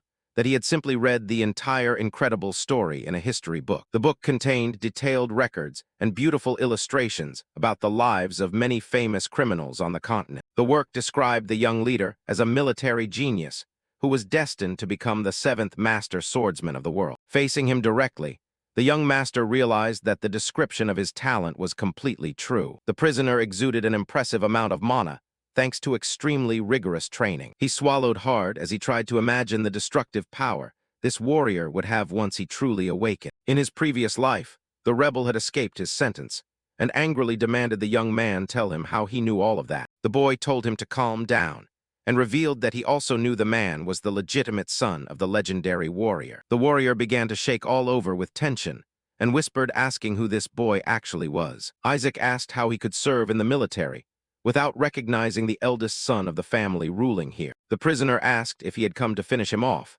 but the boy said he wasn't interested in the life of a common mercenary. He added that he had no interest in a deserter who had disappeared from the map for more than 10 consecutive years. The man doubted the identity of the speaker, but Isaac said he only wanted an answer to one single, serious question. With a very serious expression, the boy prepared to get the important information he craved. He asked why the border commander was directly involved in human trafficking. Pristity looked at the burning candle and said that if the boy was the young master, he should know what was happening there. He took a step forward, chains clanking, and said, "That is the biggest reason why I'm not saying anything at all." The young master crossed his arms in thought, understanding the man's strong reluctance to cooperate with the investigation. The boy warned that the commander would pin all the blame on him and make him a wanted deserter. He concluded coldly that acting this way would ensure the prisoner could never carry out his plan for revenge. The word revenge made the prisoner's shackled hands tremble instantly with hatred. He maintained absolute silence. The two continued to stare at each other in a tense,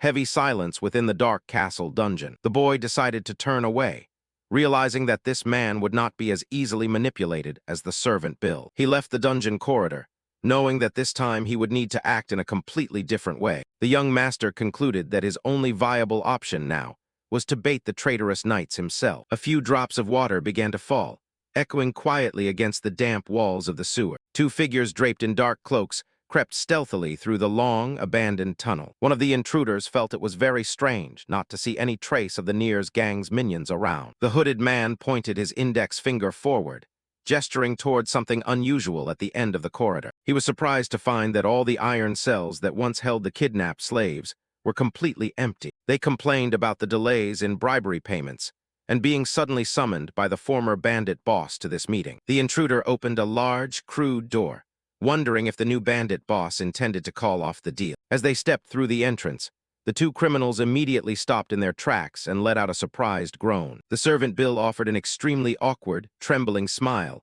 while trying to hide his overwhelming panic. Trembling with extreme fear, the man gestured with his hands and politely invited the two guests in. One of the disguised knights immediately grew suspicious upon seeing one of Nier's henchmen dressed as a mansion servant. He noted that the man was unarmed, but also noticed that the servant's legs wouldn't stop shaking from the tension. The two criminals exchanged a quick, silent, and complicit look, deciding to venture deeper into the dark room. They drew the sharp swords hidden beneath their cloaks and stepped fully into the secret lair. The hooded knight entered the dark room with a cold gaze, trying to identify who was lurking in the shadows. Before them, a mysterious figure sat with crossed arms at the head of a large wooden table. He mockingly asked if the person there was the new boss of Nier's, the one who had summoned them without proper hospitality. The man threatened, saying that the fake leader must think he had 7 lives to treat them this way. The mysterious figure asked a single question, leaving the two intruders completely paralyzed with shock on the spot.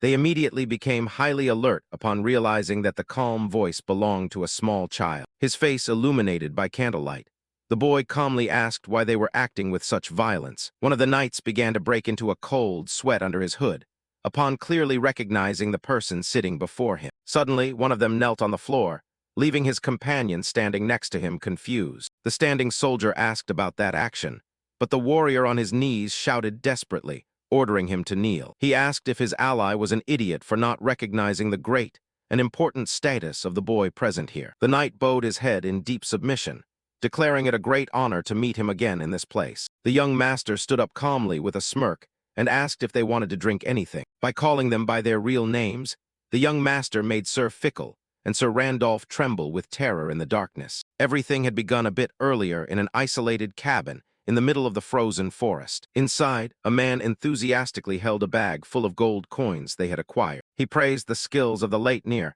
in making so much money so easily. Holding a gold coin in his hand, the other rejoiced that this money would ensure food and firewood for the whole month. Hearing this, his companion said they could even trade in his old sword and still have some left over. He began tossing the gold coins to his partner while laughing loudly at their luck tonight. But their joy didn't last long when heavy footsteps and a mysterious boot appeared at the entrance. A voice from the darkness ordered them to stop immediately, making the two criminals panic. Kyle appeared before them, revealing that he had just heard their entire conversation about the money. The man tried to hide the bag of money on the table with a desperate and futile panic gesture. With a threatening gaze, Kyle asked exactly what they thought they were doing. Back in the present, Isaac calmly drank tea while listening to the explanation from the two guards. Sitting at the head of the table, the young heir accepted that they truly had a reason for it. He said that his father was a very strict man and only acted as the shield of the North. They admired his honor, but could not sit idly by and watch their soldiers suffer from hunger and thirst. With no other choice, they decided to extort the bandits to make up for the resource shortages and protect the land. Fickle enthusiastically agreed, saying that had been their plan from the beginning. The young master listened to everything with his eyes closed, preparing to deliver his final judgment. He opened his striking blue eyes and coldly pronounced the names of Fickle and Randolph to the utter despair of the two knights. Isaac declared the punishment for their crimes to be definitive death. The boy warned that they would be handed over to a military tribunal because his father would issue the exact same verdict. Fickle lost his patience, slamming the table and asking if the boy still didn't understand their pain. The soldier glared back and concluded that a kid like him would never understand their misery. He asked if Isaac had ever felt extreme hunger or witnessed comrades fall in the cold without proper weapons. The young master looked at him without a shred of emotion and answered very directly that he had never experienced that. Isaac stood up and said that Fickle was just piling up hollow excuses for his mistakes. The young master questioned them about kidnapping civilians, and Fickle quickly blamed Nears for acting alone. The boy still stood watching the two traffickers with an extremely stern and overwhelming gaze. Isaac asked if he truly believed he hadn't crossed the unforgivable line just like the bandits. Fickle became completely enraged when he realized the young master would absolutely show them no mercy. He clenched his fists in anger, realizing how foolish he was to expect sympathy from this boy. The traitor ordered Randolph to stand up so they could fight like the true swords of Goth. With a fierce look, Fickle drew his metal sword, ready to eliminate the young master right on the spot. He pointed the sharp sword tip at Isaac and vowed to slash anyone who stood in his way. Randolph panicked at his partner's insane attitude and begged him to reconsider. Fickle replied that the commander still had another young master, and they had to remove this threat immediately as tension filled the room. The boy continued to observe the two men's reactions coldly. At that moment, Randolph drew his sword, and a powerful blue aura of spiritual energy began to wrap around the blade. The knight stepped forward with heavy footsteps as he channeled the spiritual aura through his boots. The young master followed the soldier's movements, seeming slightly curious about the situation. Fickle smiled, believing his partner had finally decided to help him eliminate the boy. He focused all his attention on attacking Isaac, never imagining what his partner was about to do. Randolph looked at his friend with deep sadness and wondered why things had come to this. He nostalgically remembered that initially, all their actions were truly for the benefit of Go, but he realized the path they were on had become too dark, and he hesitated to use his blade. The soldier bowed his head, wondering if they could still call that loyalty. Randolph bit his lip hard as he made an extremely difficult decision regarding their fate. He stood up to confront his friend and asked if he still remembered the oath they had made before. The man recalled the covenant that if one were the sword, the other would be the shield. Randolph remembered Carlson's advice that a perfect sword that cuts through everything without breaking is a masterpiece, but he understood that the situation changed completely when the warrior strayed from his original path. He warned that if this masterpiece developed its own will, it would eventually become a terrifying, vicious sword. Fickle was completely shocked to be blocked by his ally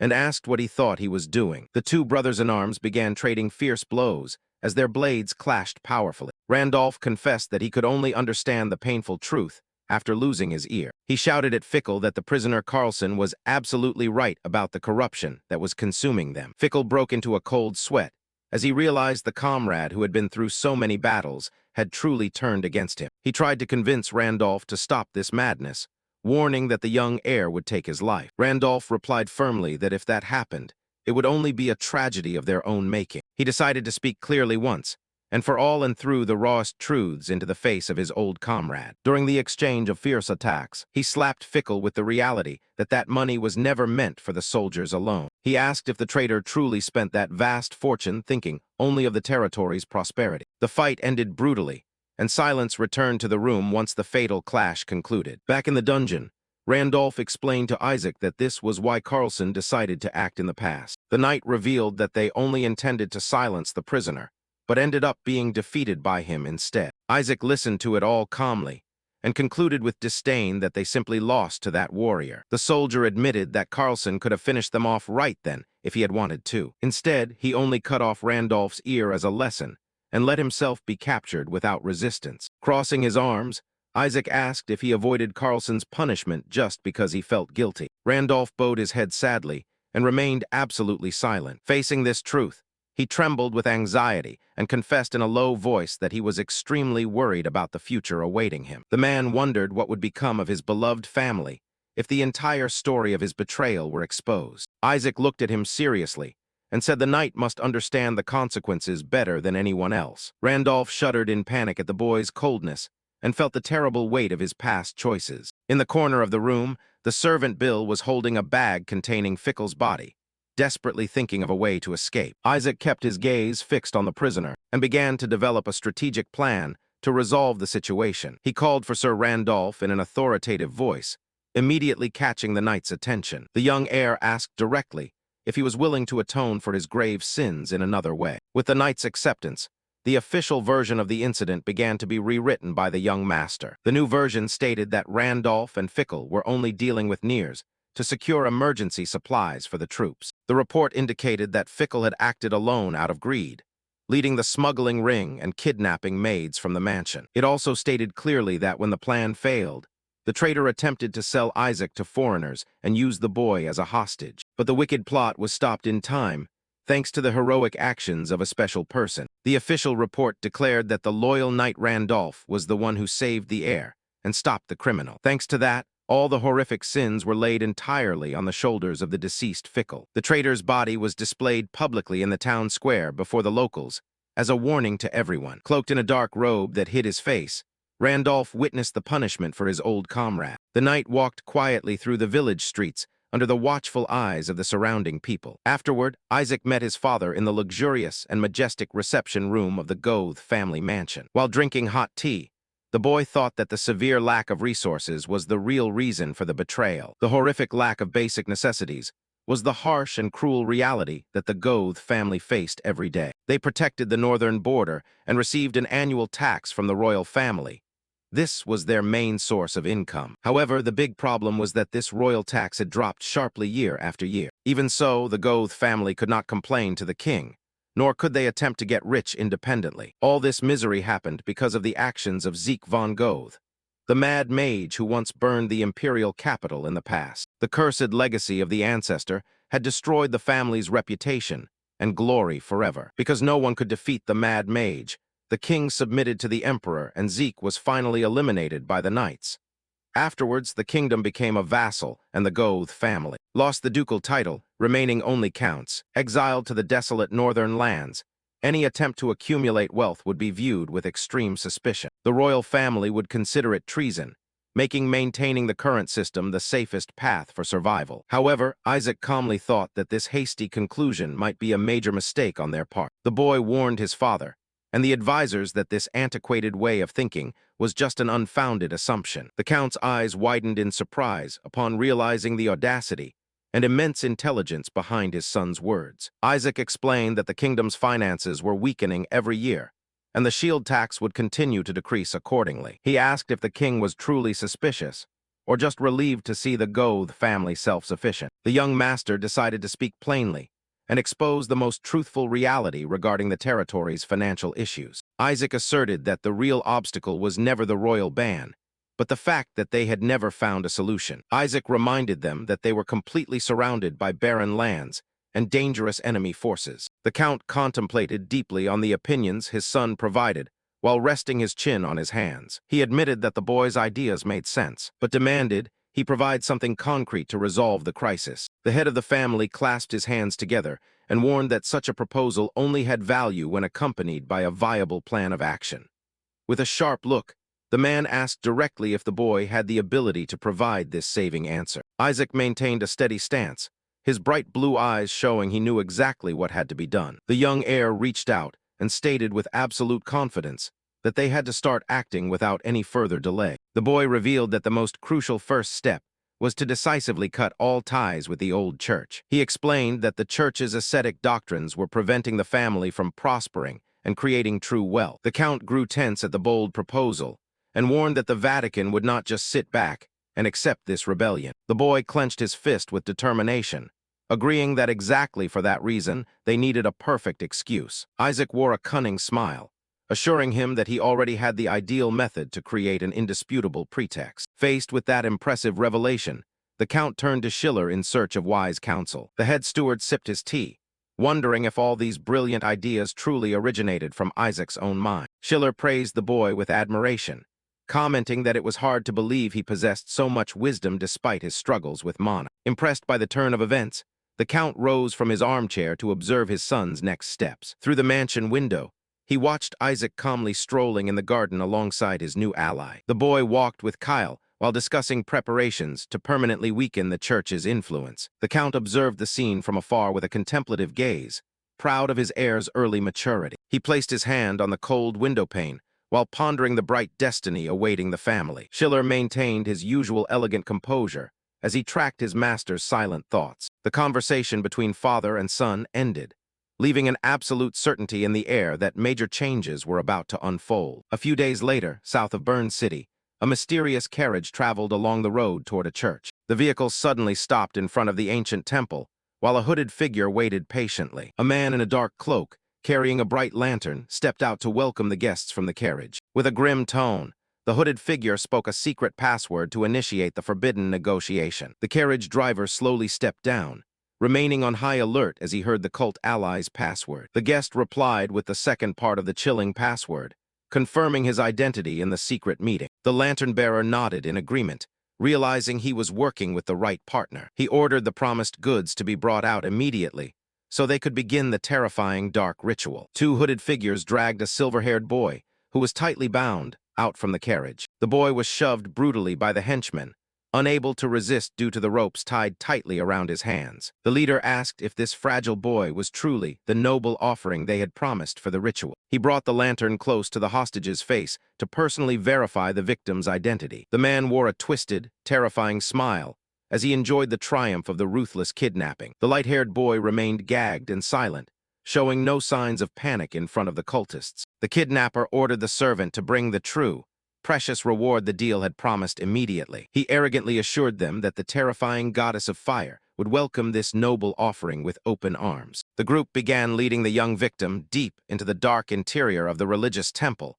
where they would perform the ritual. An elderly woman in a dark cloak welcomed the group, saying everything was proceeding exactly according to the goddess's will. Then she turned around and asked in a mysterious tone for everyone to follow her into the ancient temple. Bill, disguised as the carriage driver, whispered in disgust about the dark cult they were about to enter. He quickly corrected himself and ordered in a low voice for the group to continue moving forward without hesitation. Kyle and Randolph walked right behind the kidnappers, escorting young Isaac, who was pretending to be tied with rope. The elderly woman raised her bright lantern to illuminate the dark path, and once again requested they follow her. The group descended the dark, damp stone stairs leading straight to the cultists' underground lair. To maintain their cover in front of the cultists, Randolph placed his hand on Isaac's shoulder with firmness and authority. Kyle walked while keeping a cold, focused gaze beneath his hooded cloak, fully prepared for any danger. He observed everything around him with extreme attention, knowing that one small mistake could put everyone's life at risk. A flashback occurred of a few days prior, when a hot cup of tea was served during a private conversation. Kyle asked if he was being released because he exposed the knight's crimes, and Isaac confirmed that was the plan. The young master explained that rebellion was a serious crime, so the warrior had lost his leadership position. Kyle calmly replied that he didn't even know he had once held such an important position in the army. He paused for a moment before bringing the teacup to his lips. Intrigued by the boy's next words, Isaac asked with a friendly smile if he recognized this type of tea, revealing that the drink originated from his homeland. The warrior looked at the teacup in surprise when he realized the young heir knew his true foreign origin. Kyle set the teacup back on the table and asked directly why he hadn't reported him to the authorities. He reminded the young heir that he knew very well his real name wasn't Carlson. Isaac admitted that he needed to keep this secret to use his skills at the right time. Kyle started to break into a cold sweat at the revelation, unable to grasp what the boy was planning. The young master advised the man to focus on his own goals instead of trying to guess what others were thinking. He asked if Kyle was aiming for the life of the greedy old man who had destroyed the family he had tried to build. Isaac revealed the target's name was Viscount Klaus von Bottmer, leaving the warrior completely shocked. Kyle asked in horror how the boy knew this and why he hadn't tried to stop his revenge. The warrior explained that his target was an important noble in this kingdom, while he himself was just a foreigner. Isaac revealed that what he truly needed was a perfect sword, possessing its own iron will. He promised that if the man lent him his legendary strength, he would ensure the desired revenge was carried out. Kyle watched the young heir in silence, realizing this was a partnership offer he couldn't refuse. Back in Burn City, a preacher screamed in the middle of the street to attract the attention of all the local residents. The fanatic roared at the top of his lungs about the terrifying threats ravaging the region. He warned that dark magic was spreading like a plague, and the cultists were committing ruthless acts that could not be forgiven. The preacher ordered everyone to seek salvation in faith, and not from a feudal lord who only knew how to stand by and watch without acting. Inside the carriage passing through the area, Kyle observed the man and commented on the old church's fanatics. Randolph complained that the church collected heavy tithes from the family, but continued to smear the Lord of Gothia in public. Isaac cut off his allies' discussion, stating that this subject wasn't the most important one at the moment. Randolph asked anxiously if the young master was absolutely sure about acting as bait for the ritual. The young heir explained that the fanatics were looking for fame, and there was no bait more enticing than him in the north. Kyle warned that they had no idea of the deadly dangers awaiting them inside the fanatics' lair. Randolph emphasized the terrifying rumors about cruel rituals and asked if it was really worth risking their lives. Isaac ignored the warnings and asked if the old church was really providing financial support to this dark cult. The boy's bright blue eyes flashed with determination as he analyzed the details of the conspiracy in his mind. Kyle commented that the money they used to bribe the guards came directly from the cursed cult's treasury. The young master agreed and confirmed this was the official version they would present to the kingdom. Isaac remembered that the coins from Nier were of high quality and minted by the royal family, which was impossible for a bandit. Randolph agreed that the origin of those gold coins was highly suspicious and showed the presence of a powerful ally. Kyle speculated that only the old church could have this kind of access, but questioned whether this could prove a direct link to the cult. He wondered if the young master was truly planning to cling to such a slim and meaningless hope. The male lead recalled that it was exactly around this time that the situation began to descend into chaos throughout the entire northern territory. The dark cult began to ruin the land from within with bizarre rituals that left the people paralyzed with fear. The old church was the group that benefited the most from this general panic. Pretending to hunt down members of the secret cult, they arrested those labeled as believers and purged them with public fires in the middle of the village square. Witnessing this fake display of divine mercy, the people began to worship the church even more. From then on, Goth's situation became unsustainable, and the nobles began to complain about that horrific absurdity. They whined that the church had doubled the tithe, and even demanded soldiers for construction while they were struggling to survive. The territory began to suffer under financial pressure and heavier demands from the old church. Thus, the domain count suffered from extreme famine, and Isaac decided it was time to decisively break the agreement with them. This courageous attitude was just the first step to being able to protect the people and the Goth territory. Back in the dark dungeon, the elderly woman slowly descended the damp stone stairs while leaning on an old cane. The elderly woman said everything had started here when the church burned this place down, and only 3 saints survived the great fire. She said the wounded survivors saw God face to face, but Bill just wished she would shut up for once. The woman continued her bizarre sermon, claiming that human souls reside directly inside human flesh. She explained that eating this flesh would cause the soul to be reborn in them, with all the wisdom and vitality of the person offered. At that moment, they saw many believers eating the forbidden body parts in a gruesome banquet to achieve eternity. Bill was absolutely horrified as he witnessed the disgusting and barbaric acts unfolding before his eyes. The elderly woman slammed her cane on the floor and shrieked that the prophesied offering had finally reached the altar. The cultists became agitated on the floor as she ordered them to eat the flesh to become noble and pure like the victim. With a terrifying smile, the old woman introduced Isaac as the perfect soul containing all the qualities for the banquet. She opened her mouth in a grotesque manner and ordered everyone to begin eating the boy right on the spot without a shred of mercy. Bill lost his patience, kicked the elderly woman away, and said he couldn't listen to any more of this insane and meaningless nonsense. He shouted in frustration,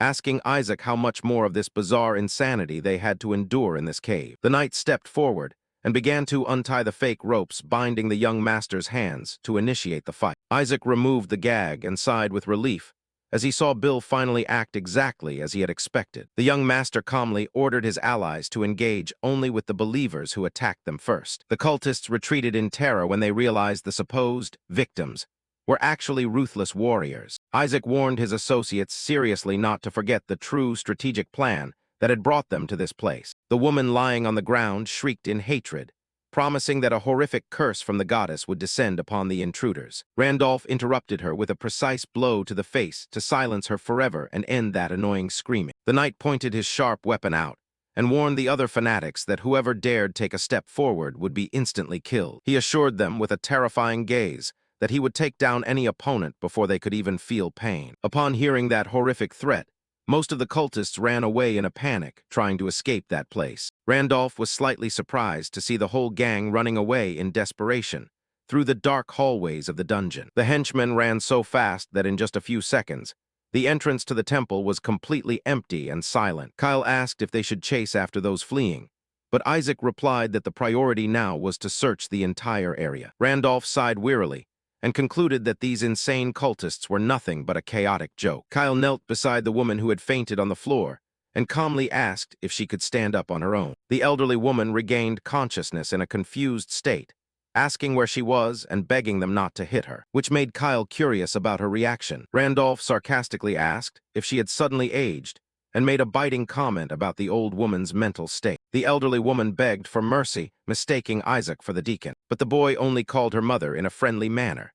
The young master bent down with patience and a gentle smile, asking where this old woman's real home was. A moment later, the group arrived at a humble wooden cabin located in the slums in the southern part of Burn City. When they entered the house and looked up at the attic, the knights were stunned into silence by what they had just discovered. Before them was a chest overflowing with a large pile of shiny, high-quality silver coins. They couldn't believe that a poor, humble old woman was hiding a massive treasure in her attic. Randolph pushed his greedy comrade aside and asked if they were sure this money belonged to the royal family. Isaac nodded in affirmation, confirming that his loyal knight Randolph's suspicion was correct. The boy analyzed the coins very carefully and assured them that the official seal engraved on the metal belonged to the royal mint.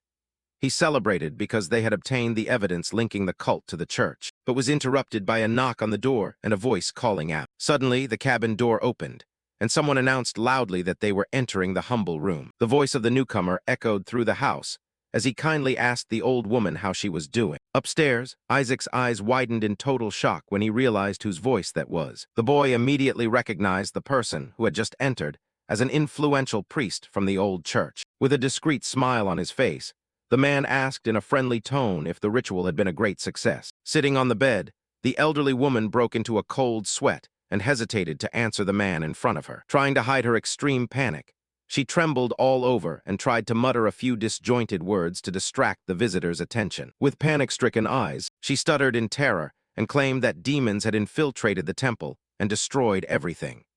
The woman loudly revealed that ruthless creatures had profaned the sacred altar and annihilated all the cult's followers. In a panic, she begged for a divine miracle while the priest looked confused and demanded a clear explanation about the demons. Barely able to breathe, she tried to feign insanity by calling the man the deacon and making up an absurd story in the room. The old woman sobbed on the bed, saying her husband was hitting her and begging desperately for help. The priest sighed in impatience at the theatrics, deducing that the old woman had completely lost her mind. However, a slight creaking sound from the attic caught the man's attention and immediately put him on guard. He turned sharply with a suspicious gaze toward the wooden stairs leading to the attic. The priest observed the top of the stairs in the darkness, suspecting that someone was hiding up there. The man gathered magic energy in his hand and coldly warned that he had realized there was an intruder in the house. He concluded in his mind that the old woman was no longer useful, and their secret could not be revealed. Therefore, he intended to incinerate the evidence of his corruption,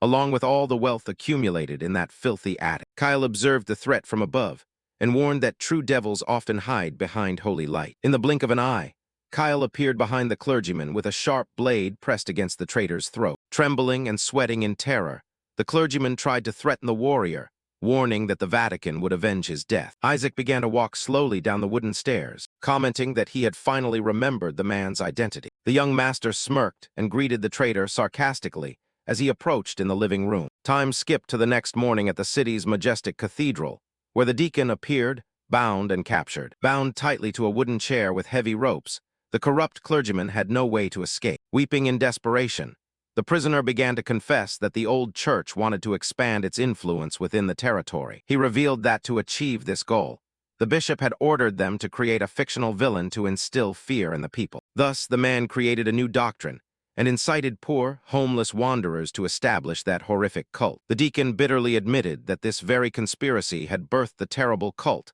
that had once terrorized the land. Randolph commented indignantly that this was the worst confession he had ever heard and asked what they would do next. Isaac kept a cold, contemplative expression, knowing that this confession was the card he needed for his chess game. The young master decided that his advisor Schiller would take the prisoner to the cathedral so they could begin formal negotiations. The bound clergyman spat on the ground and laughed loudly, saying the bishop would surely punish the Gotha family severely. Not letting him speak further, Isaac admitted that he himself was the one who planned this. So if they wanted to collect their debt, just tell them to come here and find him. This left the fat man completely bewildered. Night fell over the territory.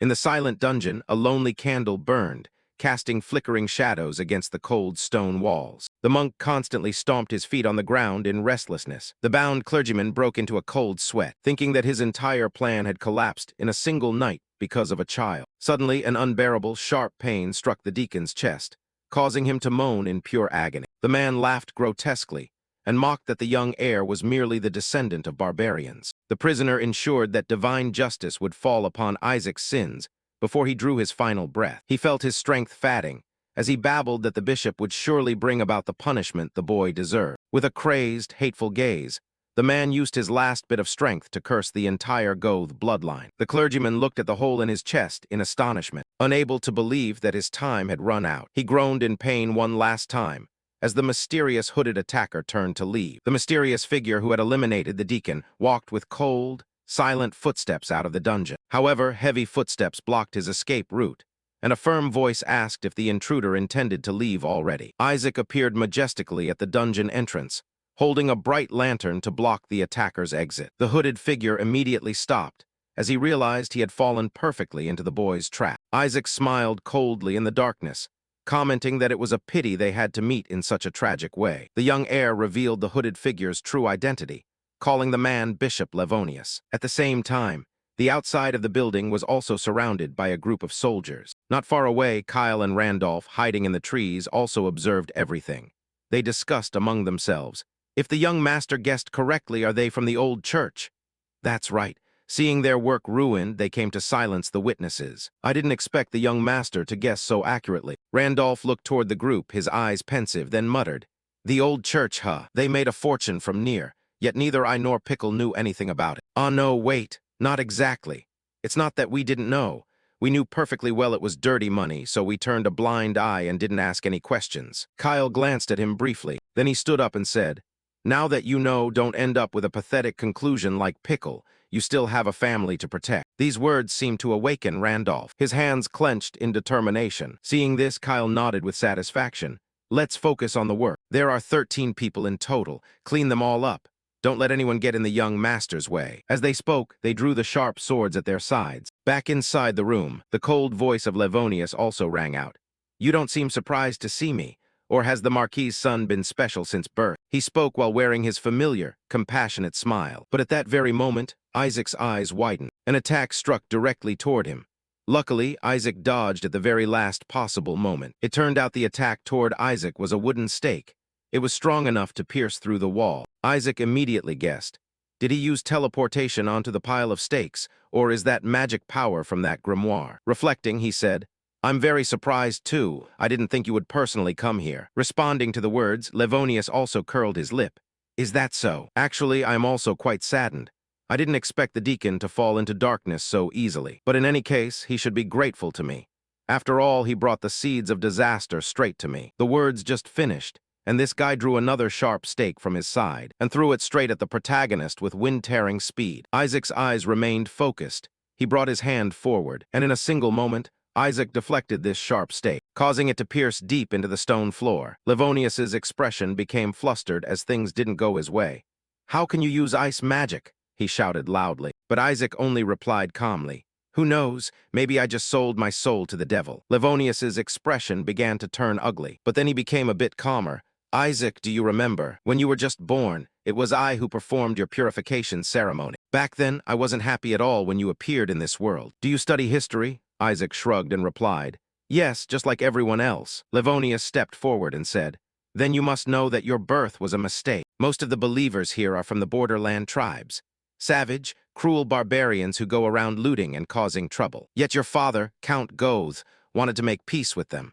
Then he married a barbarian woman and gave birth to you. That marriage went against the will of heaven, so it was only natural that you bore a curse from the moment you were born. You shouldn't have existed in this world. Hearing this, Isaac's eyes showed some anger. That sounds grating, especially coming from someone who wants to take my life. Opposite, Livonius kept his sneering smile. Do you know, the cultists often use this type of stake for sacrificial rituals. Truly a bunch of savages. Today you will lose your life at their hands. Thus, the link between Goth and the barbarians will end, and this land will be purified. Saying that, several other sharp stakes began flying toward Isaac. Isaac also focused his magic into the palm of his hand. In the palm of his hand appeared two sharp pieces of ice. With this, the protagonist immediately and easily blocked Livonius's attack. That made his expression confused, thinking, This isn't just ordinary ice. He's hitting every single flying stake precisely. How is that possible? This had to be thanks to the training Isaac had done with Lucas in his previous life. After being sent flying by Lucas, the protagonist panted and said, Lucas, let's stop here for today. I'm completely exhausted. Lucas said with a teasing tone. You're already tired, Isaac retorted. What do you mean already? It's been nearly an hour. Lucas held out his hand to help Isaac up, saying, But your swordsmanship has progressed. Before, you couldn't even block one of my attacks. Yet today you blocked 5 times in a row. The protagonist shook his head. It's all thanks to your excellent teaching. Why don't you go compete to become a knight? Why stay by my side and waste your talent? He replied with a smile. Forget it. My swordsmanship is just average. What's truly impressive is your imagination, young master. Returning to reality, attacks were constantly being launched at Isaac. However, Isaac blocked them all. While fighting, he thought, why did I suddenly remember his words? Back then, Lucas didn't explain anything further. But now, I understand what he meant. This imagination was a product of the days spent under house arrest. Since I couldn't see the world outside, my inner senses became increasingly sharp. Throughout those long hours lost in dreams, I fought Lucas countless times. From envisioning magic I couldn't yet cast, to painting a future that seemed impossible. It was those countless experiences in my mind that created the me of today. Opposite, Livonius launched another attack. Seeing that, Isaac also waved his hand to counter. The attacks of both collided in midair, creating a loud explosion. Isaac thought to himself, Lucas, you really are a great teacher. By this point, all the wooden stakes Livonius had brought were completely exhausted. However, Isaac did not let his guard down. Surely this isn't your only card, is it? To reach the rank of bishop and have to rely on a grimoire to launch some stakes that don't look divine at all. Hearing him say that, Livonius gritted his teeth in anger. To avoid revealing my signature techniques, I refrained from using my divine power directly. But now, there's no other choice. He threw the book in his hand to the ground, focusing magic power into his palm. Open your eyes and look at this. This is the divine power gifted to me, holy fire. Isaac's eyes widened as he looked up and saw a giant blue fireball floating in midair. However, that only made the protagonist feel more confused. This is holy fire. Livonius nodded proudly. Exactly. This purifying flame, mediocre mages couldn't copy it even in their dreams. With this, your ice crystals will evaporate in. Before he could finish his sentence, Isaac interrupted.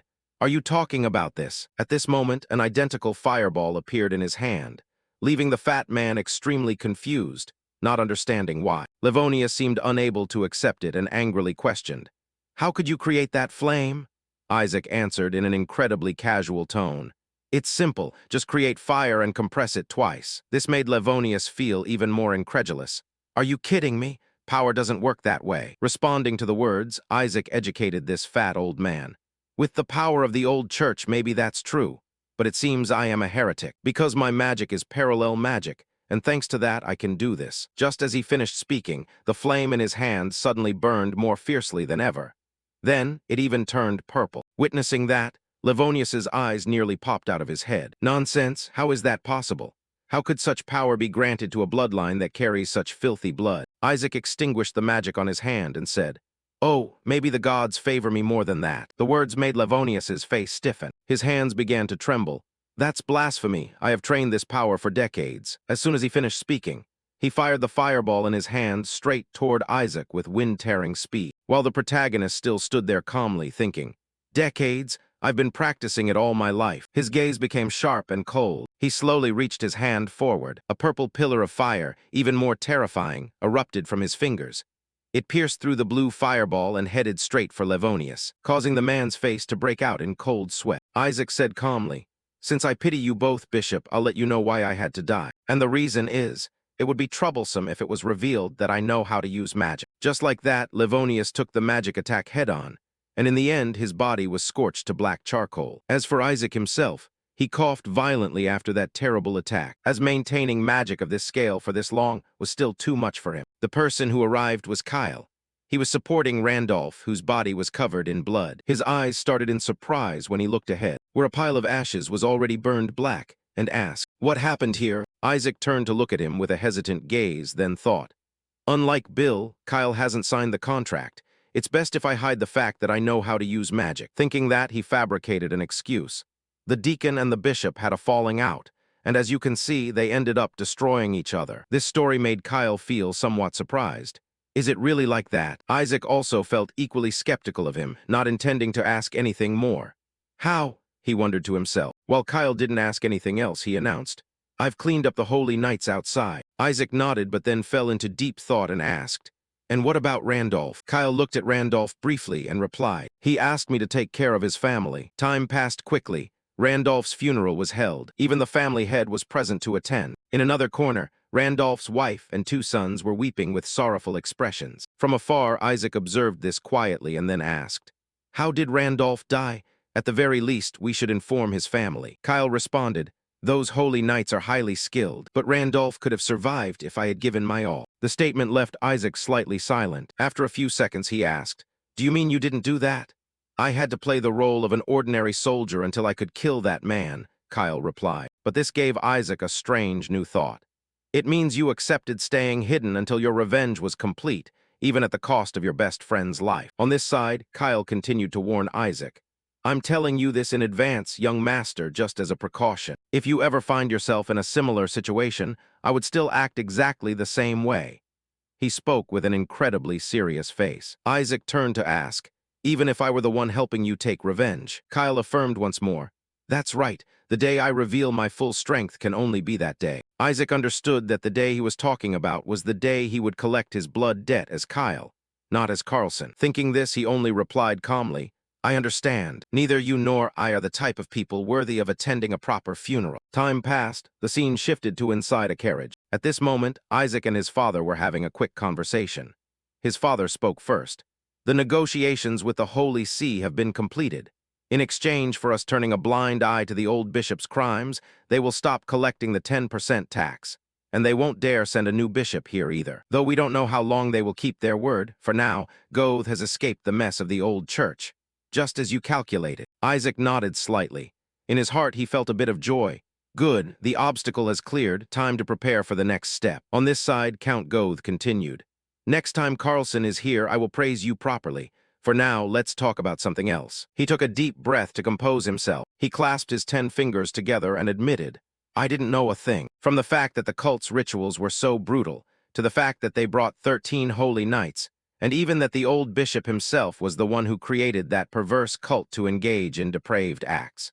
I was completely blind, while you knew everything, and I knew absolutely nothing. What on earth happened to you? Before I went to Winterband, you were just a weak child, hence the special conditions. And now, I can't even guess what you're thinking anymore. Isaac also went silent at this confession. After a few seconds, he replied, I am simply acting in the interest of our family. At that moment, he seemed to have returned to being the old Isaac who had witnessed the downfall of his family. Meanwhile, Goth silently looked at him and said, Isaac, I married Adele when I was 14. Back then, we didn't even share a language. From culture and habits to our ways of thinking, we were worlds apart.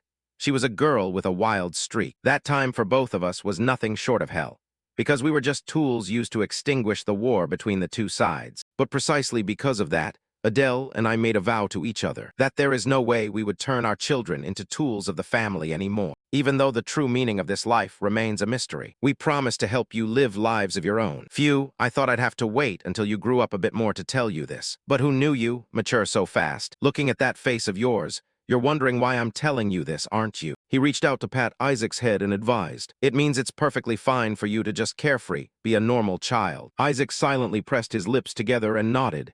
Yes, sir. In another development inside a forest, a large man was rushing to report to his captain. Boss, there's a letter sent from Goth. The bald man was startled. What letter? Give it here and let me see. He grabbed the letter while speaking, then casually threw it straight into the fire in front of him. I'm short on firewood and this came at the perfect time. The underling started in panic. Wait, why did you burn it? The boss shouted loudly. Shut up. Those pieces of paper aren't worth a penny. No matter how many times they send this kind of stuff, those people will never be the masters of this land. Time passed quickly. The scene shifted to Goth's office. At this point, he had summoned Isaac and Kyle for a reward. Isaac, Kyle, you have done very well. I called you here today to reward your efforts. First, Carlson, what would you like to receive? Carlson was silent for a moment before saying something that surprised Goth. I just want to continue serving young Master Isaac. Hearing this, Goth reminded him, if you return to Winterband, you could be promoted to captain.